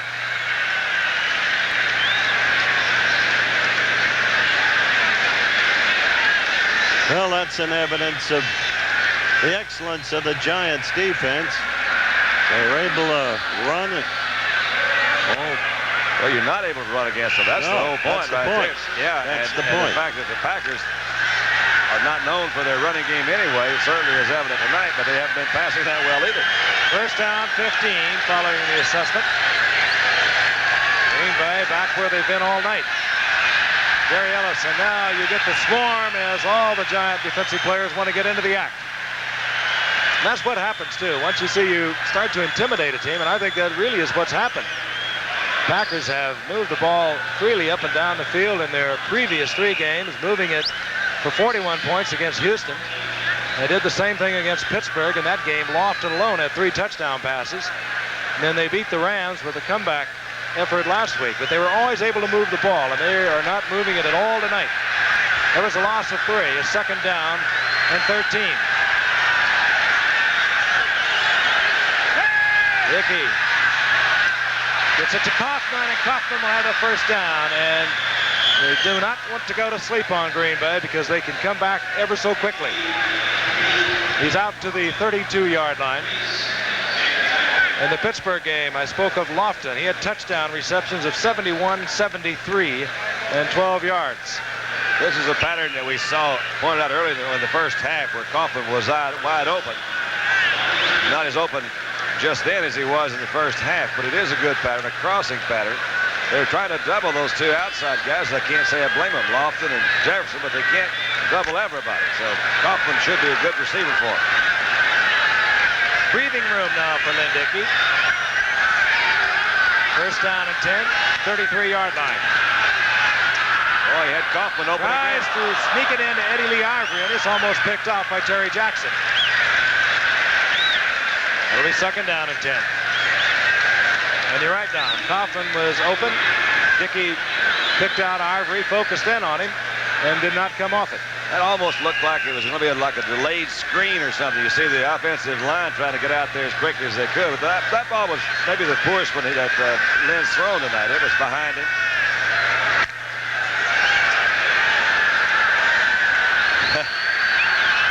I love it. Second down and 10. Dickey has the time, tried to get it to Jefferson, and there were linebackers on either side of him. It was Mike Whittington, the 4th-year man out of Notre Dame, and also back with him, Brian Kelly. Let's take a look at the antics of Lawrence Taylor. Thing about Taylor, he kind of plays like the old college stuff. Is just he's a rover. He goes where he wants to. He's moving it. As far as I'm concerned, Dickey was intimidated 10 minutes into the first quarter when he had to call a timeout. In the huddle, he didn't see the situation defense the Giants set up, and he was lost. Third down and 10. Well, bobbled the ball. It's loose, and the Giants are on it. Jerome Sally, the second-year nose tackle out of Missouri, covers for the Giants. And the roof is coming in on the Packers. Oh, it really is, isn't it? What is the old cliche? If it can go wrong, it will. Still 12 minutes to go in the 3rd period. Just Number 78 is Sally. tried to Dickey back. pulled away from it, and there it is. That's right. Just pulled out a little bit too soon. 32-yard line. Gray split to the top of your screen. Melody in motion. Woolfolk. Woolfolk taking his pulling guard, whipping to the 25-yard line for a gain of 7. That'll be on the mantle, that ball.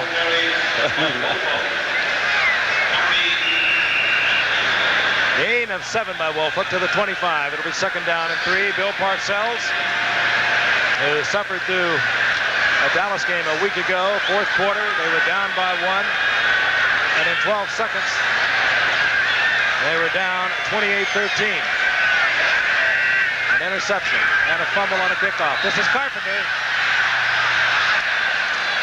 Carpenter really not the speed to stretch it out to the outside. He runs better dipping outside and coming back inside. Cumby there defensively as Carpenter held right at the line of scrimmage. Frank, to give you an idea of the offensive troubles that the Giants have had, on 11 previous turnovers where they got possession, they have not scored a single point. This is the 12th, and here's their chance. Third down, we'll still call it 3. 3 tight ends are in. It would have the appearance of a run formation. They have Malcolm Scott, Mulledy, and Mowat. And it's play action. Run. Carpenter will have the first down and much more. Carpenter taken out of bounds at the 11-yard line. First down, Giants. 10:30 remaining in the third quarter. Funny looking play. Absolutely no penetration by Green Bay's defensive line. He just stands there. So you guys say somebody's doing something. There's nobody getting back there. Scott went, well, will somebody come play with me? Rob says, I will. Let's play catch. Hey, Bruner could have still been standing there. He really could have. And Carpenter gets the first down. They mark it at the 12-yard line.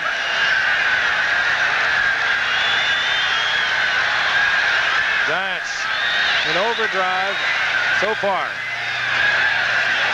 Woolfolk with Carpenter on the handoff. And he's met. Yeah, no place to go that time. Byron Braggs had the right defense.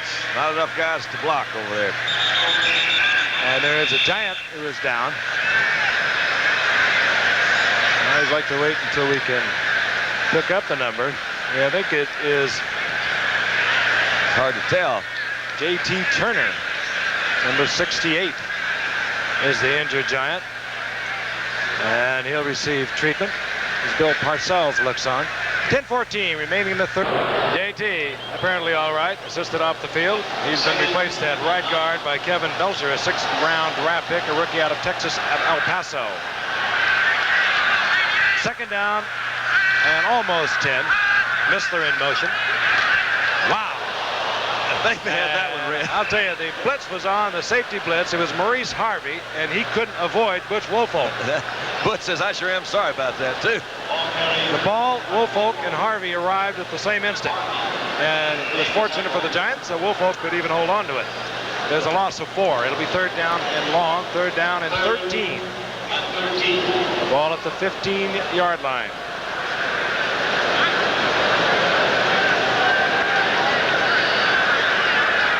Gray goes left, Mr. Right.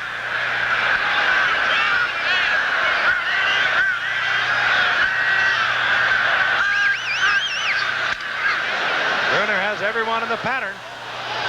Looking for Woolfolk. And he didn't pick him up quickly enough. Woolfolk was pursued by linebacker Mike Douglas. He was open for a moment. By the time Bruner picked him up, Douglas was with him. And we'll see Ali Haji Sheikh. Yeah, at least they ought to get a field goal out of it, breaking their 11 previous times after gaining turnovers and failing to score even. Ali Haji Sheikh nailed one from 56 yards out. That erased the Joe Danella record, set in 1981 at 55 yards. Bruner again the holder. 33-yard effort. Look how quickly he gets it up. That is hard to block. So Ali Haji Sheikh has hit for 7 consecutive field goals for the Giants now. This is night. Not long on numbers as the Giants have swarmed on their special teams just as they have on defense. 9:03 remaining in the third quarter. The Giants on top 20-3. Sheikh hangs it high once again. And here comes the rookie from Pittsburgh. Flag is down. And now Lewis pops it up. I can't believe that. Flag is down at the 20-yard line. Giants have the football.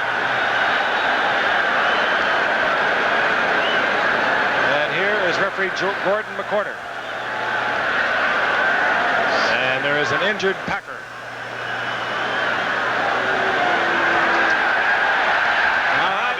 Giants get it again. That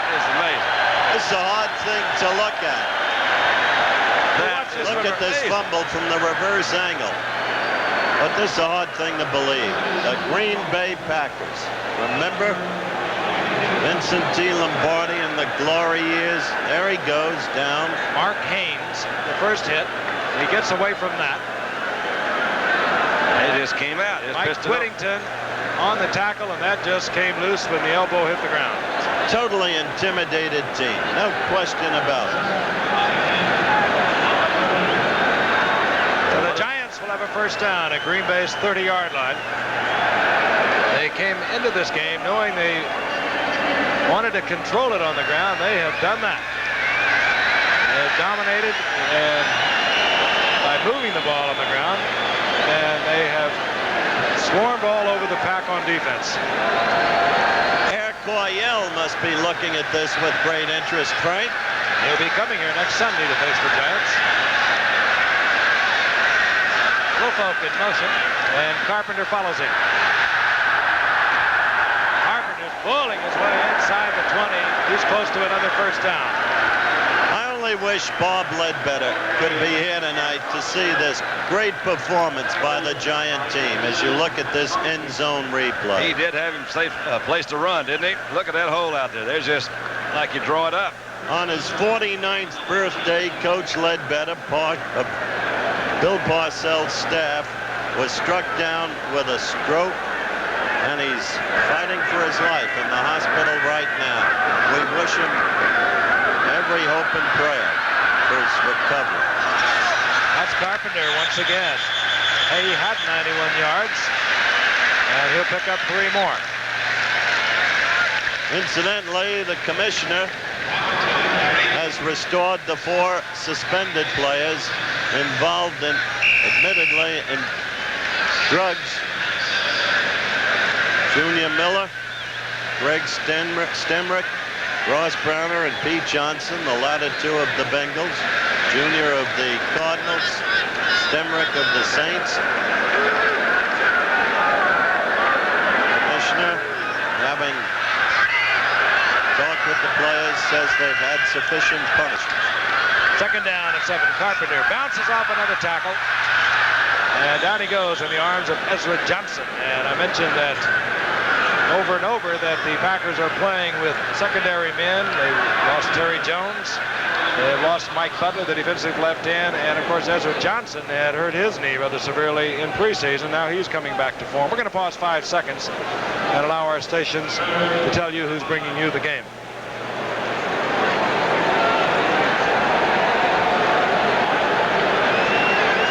Third down and 5. The Giants inside the Packers' 15-yard line. 6:47 remaining in the third quarter. Giants on top, 20-3. Woolfolk in motion. Brunner fires it in there. It goes to John Missler, who found the empty zone. I think a first down, didn't he? He'll be inside the 10 with a first down and 10. Bob Fosh has pitched the second no-hitter of his career. Did it tonight. Did it against the Montreal Expos. Quickly, I'd like to read Commissioner Rozell's statement on the 4 previously suspended players. After our review, which included meetings of each player with our security director, we concluded this punishment was sufficient. End of quote. So they'll be able to return. Of course, depending upon the condition they're in, they missed 4 games and, of course, lost the pay during those 4 games. This is Rob Carpenter. Whoa. Carpenter is really banged. Coughs up the ball. Mike Douglas hit him first. Aaron Braggs was there. Carpenter, I don't think, has given up the ball for a couple of years now on a fumble. He was really hit by Douglas, who was on the blitz. Let's watch a reverse angle. You get a good look at him. Little trap lock. Art leading up in front. Comes back to the outside. Douglas is in there. Whoa. And Wingo was the guy, too. And there's Braggs, and he covers. So the Packers get it back. They trail 20-3. They still have a lot of time if they can get any offense generated at all. Packers get it back on a good effort on the left side defensively for Green Bay. Byron Braggs was there, Wingo, and Mike Douglas. But the Pack has fumbled the ball the last 3 times they've got their hands on it. And Dickey once again deep in his own territory at the 11-yard line. Different offensive look. Two tight end look there. We'll pass this way for a while, he says. Uh-oh. Dickey Intercept. looking for Jefferson. Beasley Reese. And the Packers have turned it over again. And Beasley Reese picks it off at midfield, brings it back to the 37-yard line. Amazing. Unbelievably inept. However, that's the way it is for the back tonight. They went with a different offensive set, almost a two tight end set. Using Jefferson out deep. Got a little pressure. Yeah, he got a lot of pressure, but he got the ball off. See, look at it from another angle. Lawrence Taylor's going to be close. They got him down. That is George Martin, the designated pass rusher for the Giants. And here comes Beasley Reese. His first interception of the year. Incidentally, Frank, I think a moment ago I mistakenly said Junior Miller among the suspended players. I meant E.J. Junior, of course. We'll be back in a moment. Here. Four times, the last 4 times they've had their hands on the football. The Giants have a first down and 10. Inside the 38-yard line of Green Bay. They have a commanding 23 lead. Brunner trying to get it to Carpenter, and Carpenter tripped coming out of the backfield. Brunner just had to smile on that one because he really did kind of trip over his own feet trying to turn around. This is the most enjoyable night of his career. Carpenter or Brunner? Brunner. Well, I don't know, but he's having a good time. He can at least laugh about it right now. They did have a hotly contested quarterback job, I guess you'd call it, going on up here with the Giants. And this Jeff Rutledge is a kid that I think he's only been in the league 5 years. I think he's a good one. So they do have 3 quarterbacks been there about the same length of time. The other one, of course, Phil Sims. Second down and 10. Blitz is on. And Brunner manages to get the ball in the direction of Mowat. And we will not get a flag. The Packers are claiming that he was throwing it away. It was George Cumby right in the face of Scott Brunner. Phil's won. Magic number 2. Atlanta beat San Francisco. Dodgers and Reds tied 8-8 in the 9th. Remember, we told you about Bob Forsh's no-hit game, the second of his career, tonight over the Montreal Expos. So you're updated on the National League. And we have all the changes that we now see in pro football. The defensive specialist in, the 5th and 6th defensive backs come in. Third down and 10. The Giants adjust. They have now the 3rd wide receiver in. Danny Pittman has joined Missler and Ernest Gray. Blitz is on with the pack. Brunner tried to strong arm it to get it to Missler, but he was off balance. Pressure. It was Tim Lewis coming from the defensive backfield of the Packers. And we'll have a 4th down, and we might see Ali Haji Sheikh once again. He is certainly ready. He's pumped up. He's hit from 56 yards out. Yep. And wise move, I think, because when you're trying for that kind of distance, you run a great risk of having it blocked. And the Packers have the blocking specialist in their big, tall tight end, Gary Lewis. So we'll see the punter, Dave Jennings. I wonder why they weren't blitzing in the first half. Well, they weren't passing. You know, I mean, they really trying to blitz when the Giants tried to pass that time. Giants, when they can run the ball like that, heck, they blitz all they want to. Jennings will look for the corner. And he completes it. He keeps it in the field of play. It was Mike Dennis who hustled down, and it was almost like Jennings was passing that ball to Dennis. 36-yard punt. That'll go on the stat sheet for Jennings, but what will not go on is the fact that they work on this. And Green Bay all of a sudden is back at their 1-yard line. College football, once again, a reminder, 3:30 Eastern time coming your way. Arizona, they're undefeated. They'll take on California. Joe Cap's California Golden Bears. You'll get to watch Wisconsin going against Northwestern. Miami of Florida, fresh off their upset of Notre Dame. They'll take on Duke. We'll also have Tulsa versus Oklahoma State. Regional coverage this Saturday here on ABC. Consult your listings for the game in your area. College football here on ABC. And Dickey on the 1-yard line. Hands off to Harlan Huckabee, who gets it out for a couple. Gives Dickey a little bit of breathing room. Horrible field position that Packers have had really all night, but particularly long. the second half. They've been right there. They're shadows of their own goalpost all night, which does have a little effect, I would think, on a passing game. Yeah, they're going to wear that little part of the field out down there. Yeah.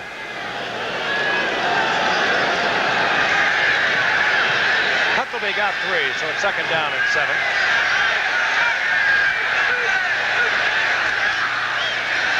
Huckleby once again, right side. And Huckleby hustling out close to the 10-yard line, short of the first down. It'll be third down and 1.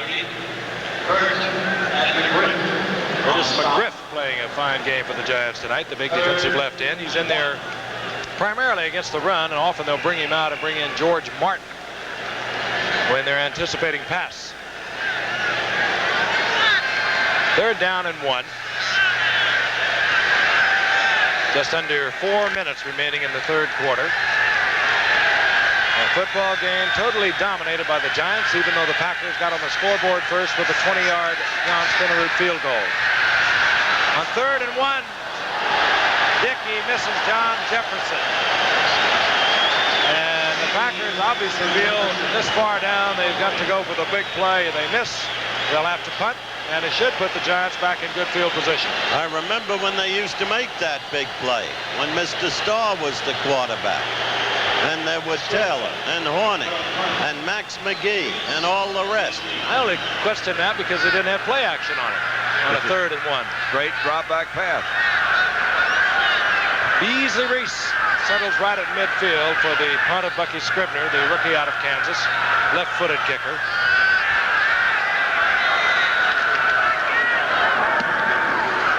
Scribner, low kick, short kick. And Beasley Reese still on his feet, moves inside the 40-yard line where the Giants will have that good field position at their 38-yard line of Green Bay. Frank, I think we should congratulate Franco Harris for yesterday passing the juice, becoming the second leading rusher of all time in the National Football League. He's tremendous. He just rolls along. He's better than good wine. He is a good one. He really is. Manny Past will be with us next week in Buffalo. The juice is going back to Buffalo. Miami had the oranges, but Buffalo had the juice. And Miami had the victories. 3:29 now in the third quarter. Woolfolk. Good running against the grain. Butch Woolfolk.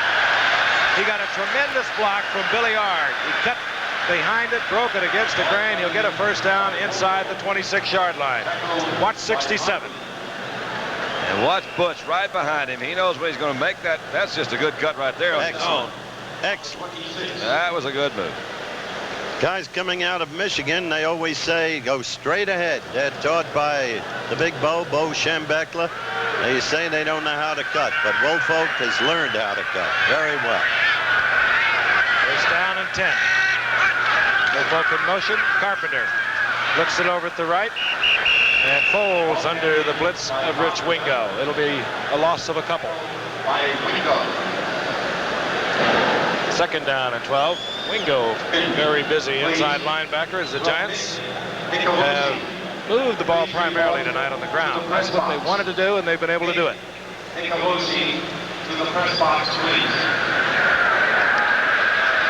Gray goes left, missed the right, and Rob Carpenter has 97 yards. They've been tough yards tonight. Gruner fires and is complete. You believe that? No. He dropped the easy one a while ago, and he comes back with a reception at the 2 and takes it in. Actually, the defenders just overran Ernest Gray. He pulled up with his eye on the ball and takes it in. You got to look at that again. I don't blame you, Vaughn, if you're disgusted. There were 3 defenders right there. Yeah, he threw that one behind him, and he Ridiculous. happened to be looking, which is what he's supposed to do. But you can see McCoy, 29's right there. He's got him pretty well covered. He said, wait a minute. 2 defenders. Just when McCoy looked back for the ball was when Gray pulled up. McCoy ran right by it. 6 points, Giants. And a third one in the end zone, and that was some tackle on Gray, wasn't it? Ridiculous. Sheik drills it through the uprights. And the Giants continue to roll. There's Ernest Gray. He had that great season a few years ago with 52 receptions. But as we mentioned earlier, he sometimes drops the one that looks so easy. But this is one when you got to feel you really got away with something here, because the ball was not really thrown where, if he had thrown it where he should have thrown it, it had all those defensive guys who could knock the thing around. So he throws it right in the middle. Actually, there were 4 Green Bay men there. It's ridiculous. But he really did have double coverage all the way on it. Yeah. And Bart Starr pointed at the clock. He said, we've got a quarter and 2 minutes and 3 seconds, and I want to see some football played out there. He has not seen much of it tonight. He's seen missed tackles, he's seen tentative movements, he's seen turnovers, fumbles, interceptions, penalties. And it's not the way that a Bart Starr likes to see a football. No, he's a perfectionist. He's a fine man. But that young man, Bill Parcells, deserves all the credit in the world. His team was prepared. Green Bay coming in here with high hopes, having beaten the Rams last week, just being edged by Pittsburgh, and having won their opener against Houston. They were 2-1. Sheik with Huckleby deep for the pack. Harlan Huckleby. And maybe Bart should have spoke with him a little earlier as Huckleby rolls all the way out to the 38-yard line where it'll be first down Green Bay. Couple of flags, though. Again, the flags are down. Good and it's Lord. going to be against Green Bay, holding. Incredible. Virtually every kickoff. Yeah, but they never really had a series of downs. Maybe the first series of downs where they took the, I'm talking about Green Bay, they took the ball, they moved it rather consistently. Since then, they really have not. It's truly like trying to run a machine when all the old pistons are not working, the cylinders are not working. Well, they begin on the 11th. That's good field position for them. Yeah. Holding number 74, receiving team during the return. That's a pair now for Tim Huffman on the specialty team of Green Bay. And the Packer, they're at the 11-yard line. They should be very familiar with that area. Lofton goes left. Jefferson right. Mike Meade, single setback. My brother Harlan Huckleby is in there now. Wide open is Gary Lewis. And Gary Lewis still on his feet.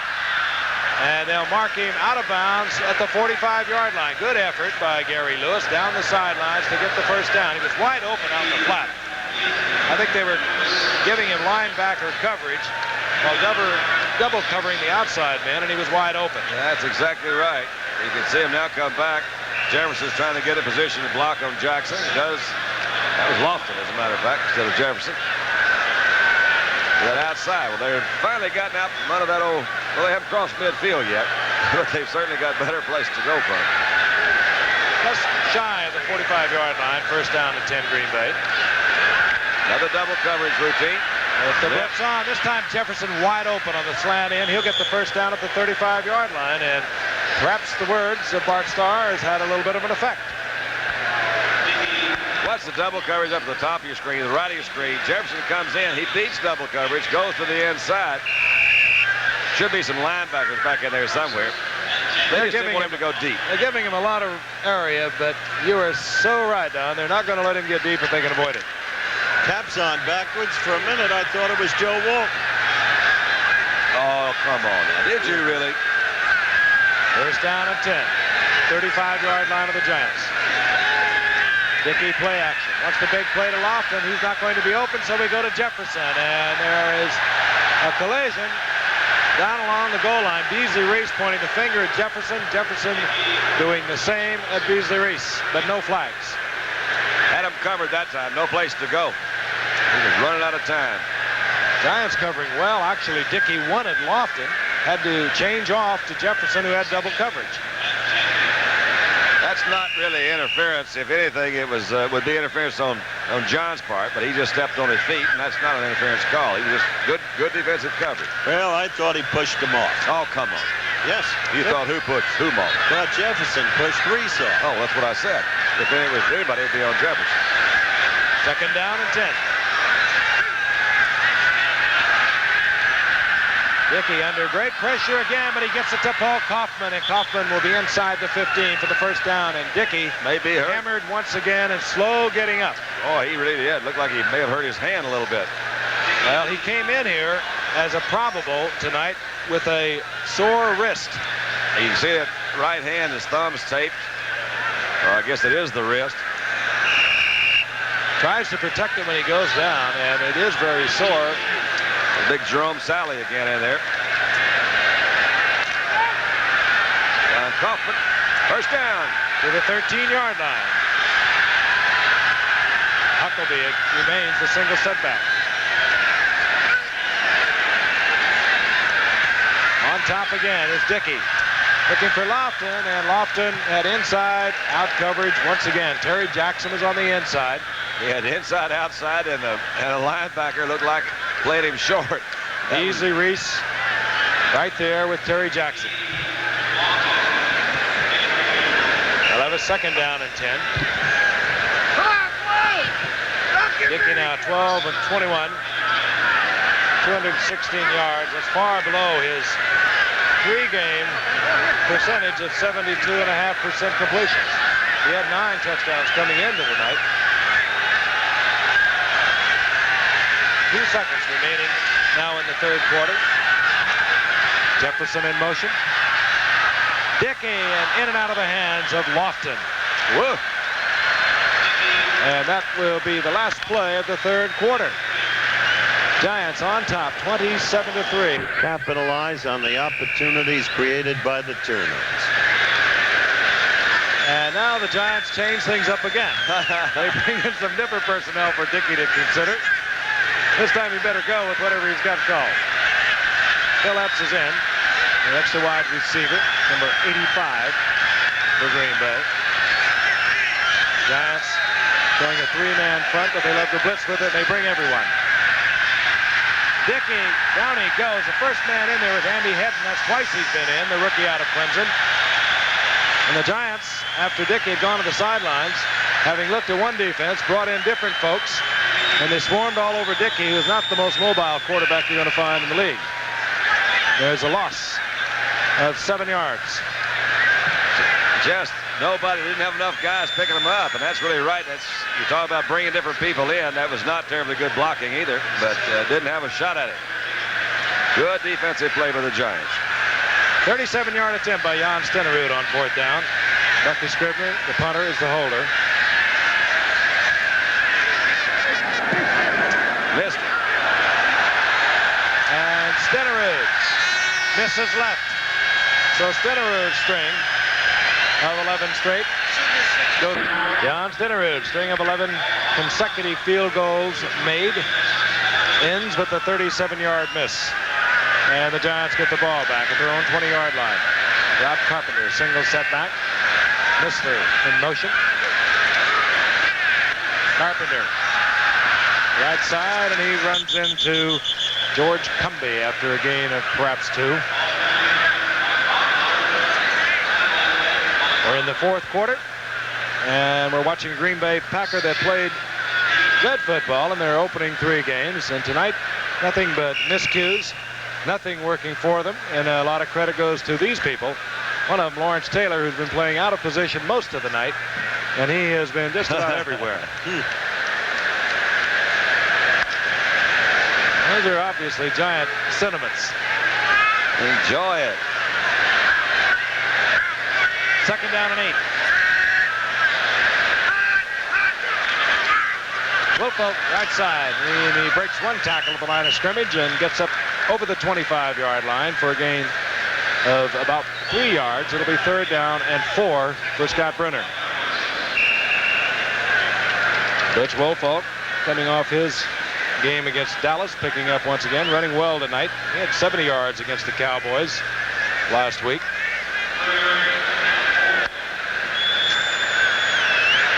Missler goes right, Gray goes left.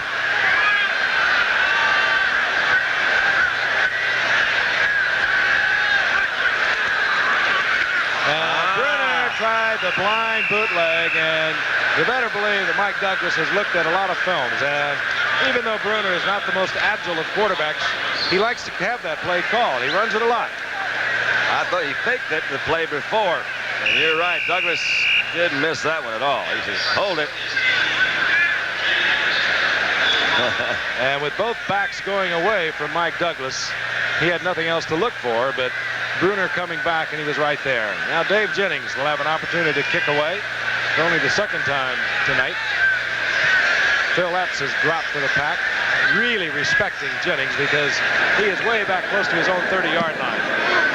But it does not turn over, and it does not spiral, and Green Bay will have good field position at the 42-yard line.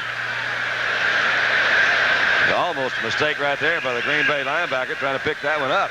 Certainly was. Could have given it away in a hurry. 36-yard effort by Jennings.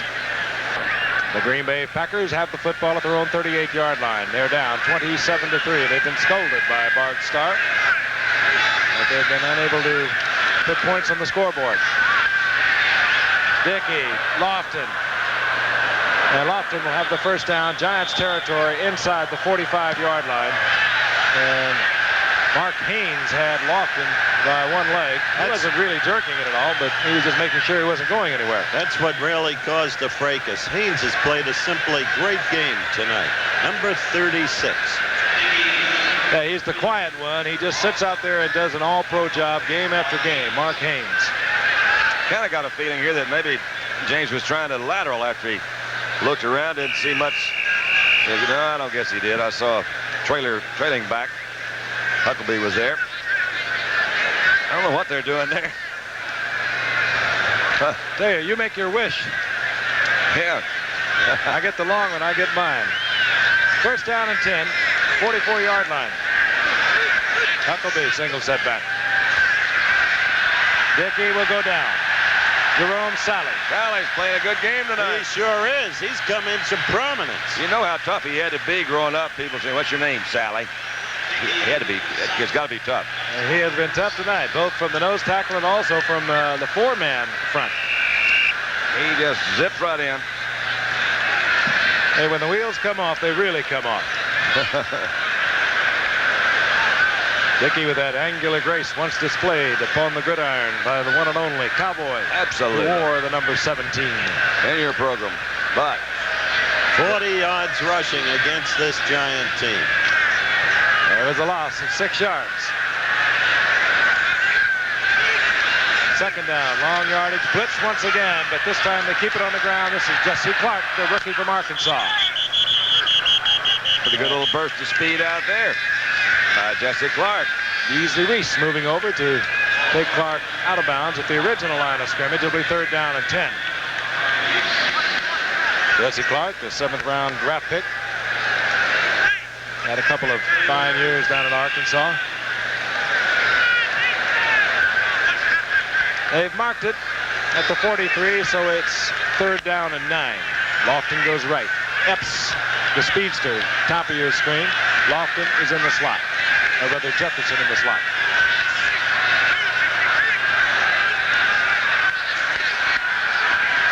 Dickey has the time, underthrows it to Jefferson. A flag is down, and Lawrence Taylor is saying that Jefferson trapped it. I don't think he did. It's just a terrific effort. It looked like from here, but I believe Lawrence is probably convinced him that that's not true. I thought it was a good catch. The flag is also down, and it will go against Green Bay. You know, Green Bay might be wise at this time just to run this ball. Try to run out the clock. You know what I mean? You go back to Green Bay and regroup. Pass interference. Number 80, offense. Declined. Fourth down. You're saying back to the old drawing board. Back to the old drawing board here. Lofton called for pass interference.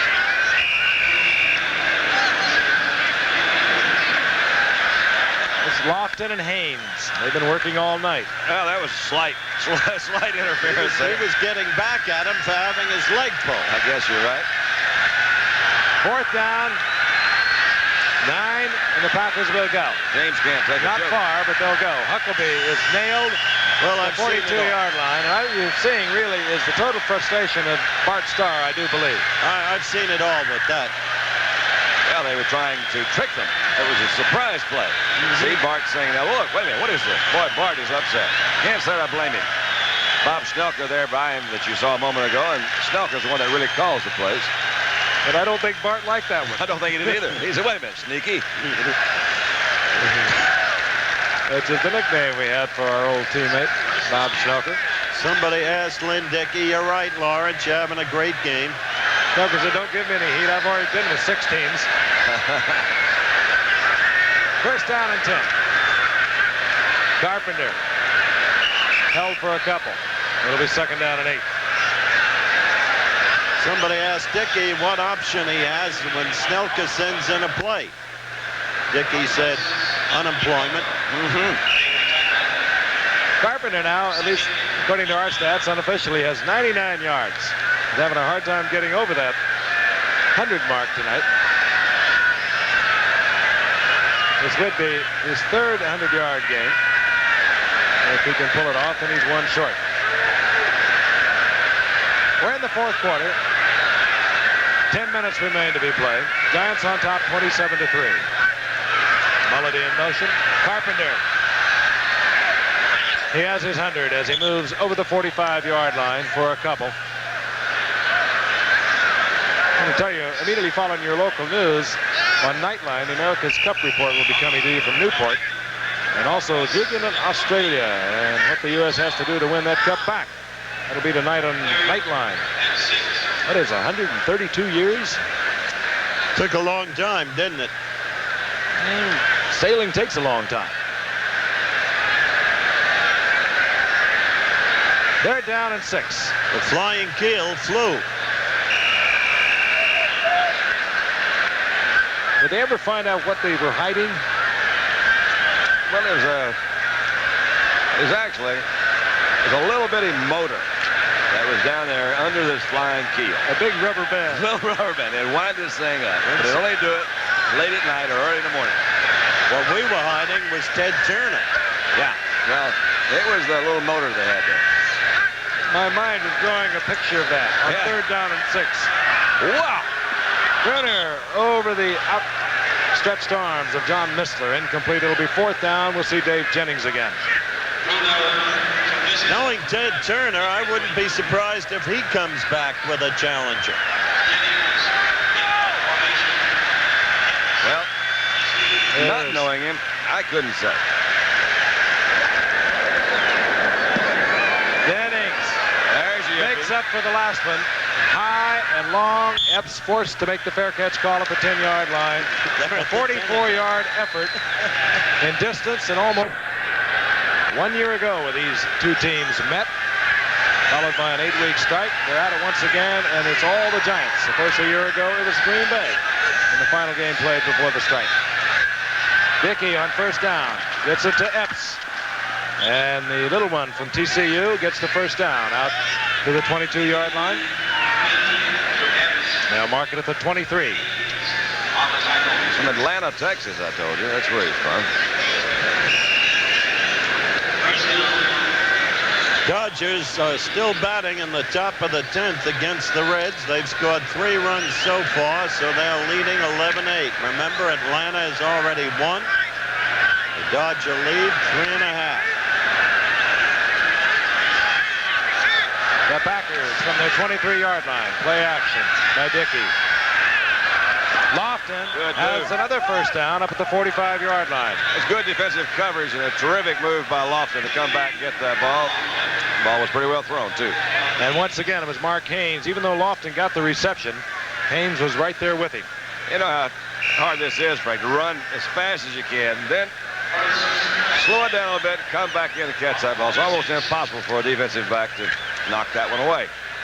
Good route. The perfect skills. The #1 draft pick, Mark Haynes, in 1980. Didn't do much that year, but the last 2 years, all pro.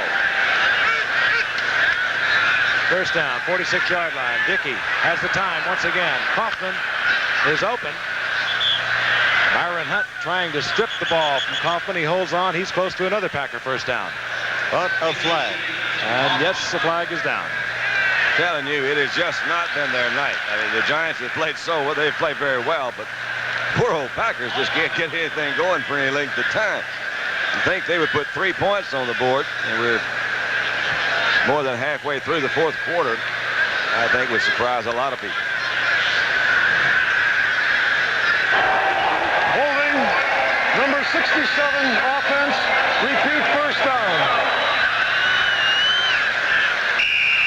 Carl Swanke holding for the Packers. Down remains the same. The yardage doubles. It'll be first down and 20. Yeah, we're going to be looking at the same Packer team. Hopefully not the same kind of actions. October the 17th against Washington. That'll be up in Green Bay. Dickey throws it underneath everything to Huckleby. Wow. Huckleby gets to midfield, pays the price of the pickup of 14 yards. It'll be second down and 6. Harlan Huckleby seeing a lot of duty tonight. Works well out of the backfield, as you saw a moment ago, as a receiver. Packers down 27-3. We're seeing very little of Eddie Lee Ivory.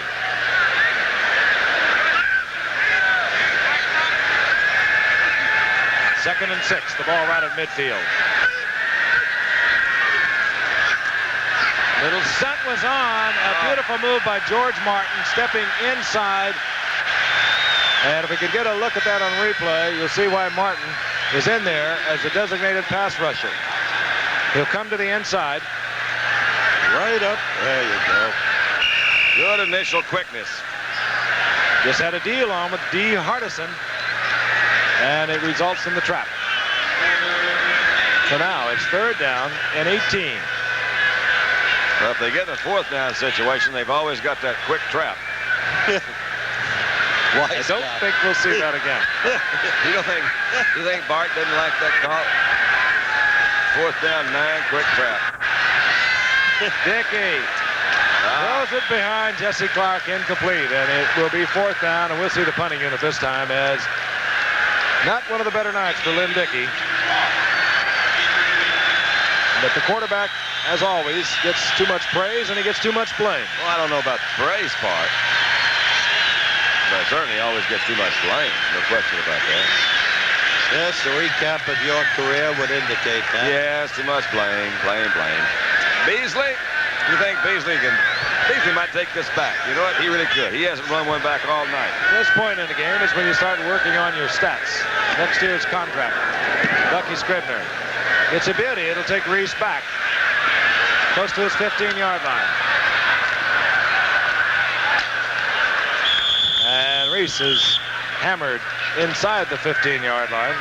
Good special team coverage. George Martin, he's been around for a while. 11th round draft pick back in 1975. Only 245 pounds, which accounts for his quickness. And he's an opportunistic player, too. He scored 5 touchdowns on interceptions and fumbles during his career. They've all played well tonight. The Giants have played magnificently as a team. I mentioned they'd be watching Green Bay against Washington. And also see the Giants. I'd give the game twice more this year. I'd give the game ball to Mark Haynes.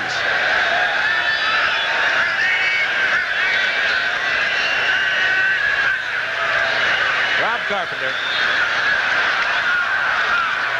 works his way for additional yardage after being hit at the line of scrimmage, getting up close to the 20. He slides off the pack very well, doesn't he, Don? He really does. He isn't. We've mentioned he's not certainly as fast as some of the running backs in the league. Not as big as some of them, but he's got a lot of those things that really do count. For one thing, he's gained 100 yards for what you just said a while ago, the third time this year. If you can get a runner to do that, you don't have to throw that much. He's not a bad back to have for a third-round draft pick, and that's what the Giants gave Houston for him. He gives you everything he's got on every play. On second down, Carpenter once again. Over the right side, short of the first down as he gets up around the 23. About 1.5 yards short of the first down. Ezra Johnson defensively there for Green Bay first. Might give the game ball to Coach Bill Parcells. Beautifully prepared team. I'll tell you, they were concerned about it throughout the week because I've mentioned it many times, but Harry Carson and Brian Kelly worked so well inside, almost in obscurity compared to Lawrence Taylor. But as Carson and Kelly, for the past 2 years, have been able to free up Lawrence Taylor to play his type of game. And Carson, of course, now in the injured reserve, arthroscopic surgery on the knee. Third down, long one. Carpenter has it easy. Started to go over the top, saw the opening, stayed on the ground, and gets the first down at the 28-yard line. Good. That was really good short yardage running, and that's the kind of back that he's going to win some ball games for you to do that. He did. Saw that little hole, was able to slide out, picked up the first down easily. Now he's going to come out and get a rest. And get an ovation, too. Bob Carpenter got his 100 yards plus tonight. Third time in this young season. 3 times out of 4 games. That's good running.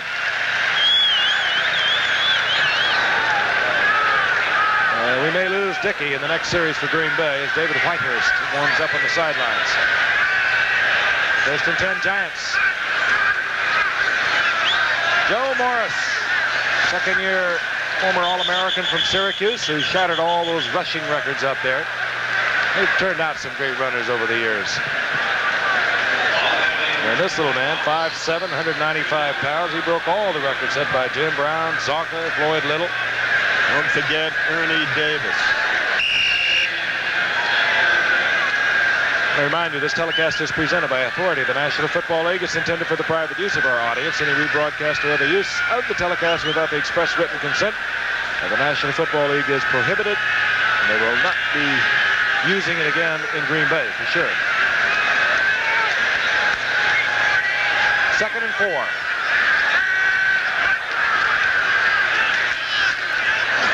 Morris, this time he is collected out at the line of scrimmage by Byron Braggs and Mike Douglas.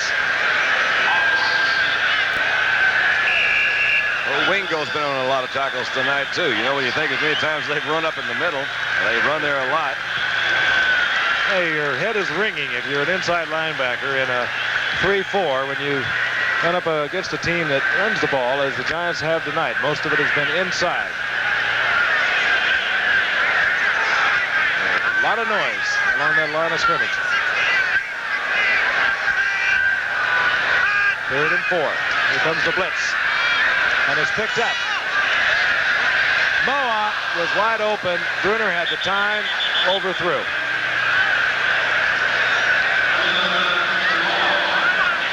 And again, a discussion on the field. Another flag. This one will work against the Giants, but they have a 4th down if it's declined by Green Bay.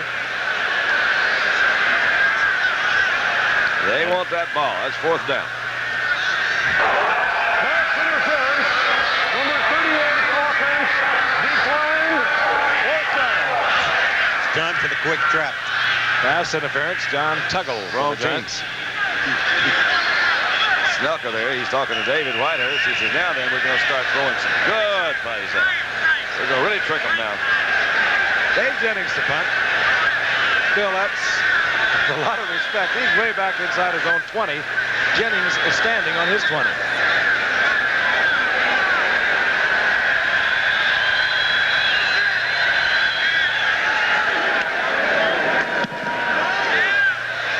High, not too long, and Epps moves up to make the fair catch at the 27-yard line.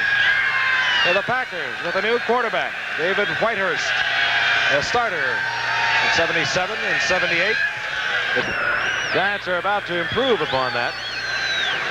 They moved into Giant Stadium in 76. That was their best effort, 24-3 over Atlanta. They lead 27-3, and David Whitehurst, 7th-year man out of Furman. He's 3 for 3 as a backup thus far this season. He hasn't seen any action to speak of. This is Huckleby. And Huckleby, extra effort, and gets the first down at the 40-yard line. David Whitehurst was a starter, as I mentioned earlier, for a couple of years when Dickey was hurt back in 78 and 79. Has a career percentage of completion, 51%. And he wobbles one in there, and I think that's going to be a completion and a fumble. It was John Jefferson who's saying, no, the whistle is blown, and I think that's how it's going to be ruled. Pete Shaw pulled the ball free from Jefferson, but the whistle had blown. Pickup of 8. It'll be 2nd down and 2. Whitehurst's ratio of touchdowns to interceptions, not the best in the world. 28 TDs, 49 interceptions. Oh, wow. It was Andy Hedden. That's his 3rd sack of the night. You mentioned him early, and he looks like another one that Lawrence Taylor could come in there. He's got good speed. Look at that, 6'5", 230. He doesn't miss either. When Lawrence Taylor was holding out at the beginning of the year as a Jets game, I think he had 3 sacks. They didn't know quite what to do with it. 8th round draft pick. They had all these great linebackers, and he's playing a game tonight. Incomplete. Intended receiver is Harlan Huckabee. So David Whitehurst is finding the sledding rather rough, as did his predecessor Lynn Dickey. We have the 2-minute warning. We'll be back.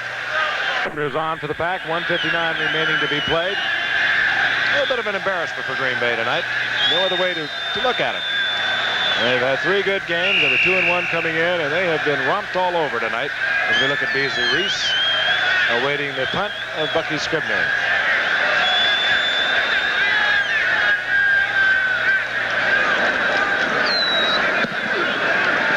Another end-over-end kick, short, and the fair catch called for and executed at the 22-yard line by Beasley Reese. Well, the Dodgers won 12-9. It was a big victory for the Dodgers. They keep 3.5 games ahead of Atlanta. Phil's magic number 2. They beat the Cubs. A reminder, Bob Forsch pitched the second no-hitter of his career tonight. That against the Montreal Expos. The Dodgers and the Reds both outscored Green Bay. Ineligible downfield, number 58 kicking team, decline. I don't think there's anything wrong that they haven't done tonight. That just about covers it. The Giants decline the penalty against Green Bay to get the football back at their own 22-yard line.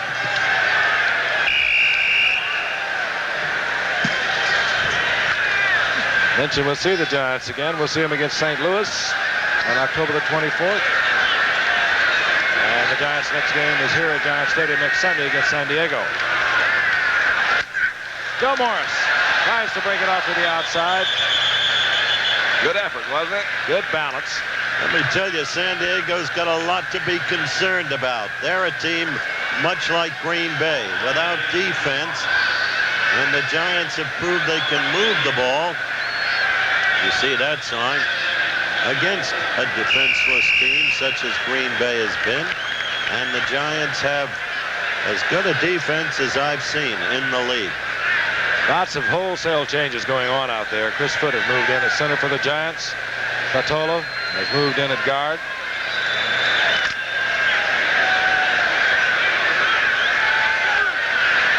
Ernie Hughes is also in that offensive line now. 2nd down and 4. Bruner remains the quarterback. Don Tuggle, a 12th round draft pick out of the camp of Joe Kapp at the University of California. Just made this team on hustle. No one gave him much of a shot.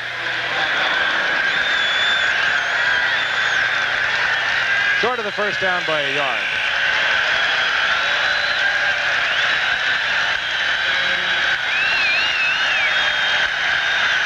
Now we're kind of accustomed at Giant Stadium when they haven't had that many big wins where they could bring the extraordinary players out who performed well that day or that night, and they get an ovation. 3rd and 1. Morris, he'll have the first down easily out over the 35-yard line. The final seconds ticking off, and Bill Parcells is now 500. Came into the night 1 and 2.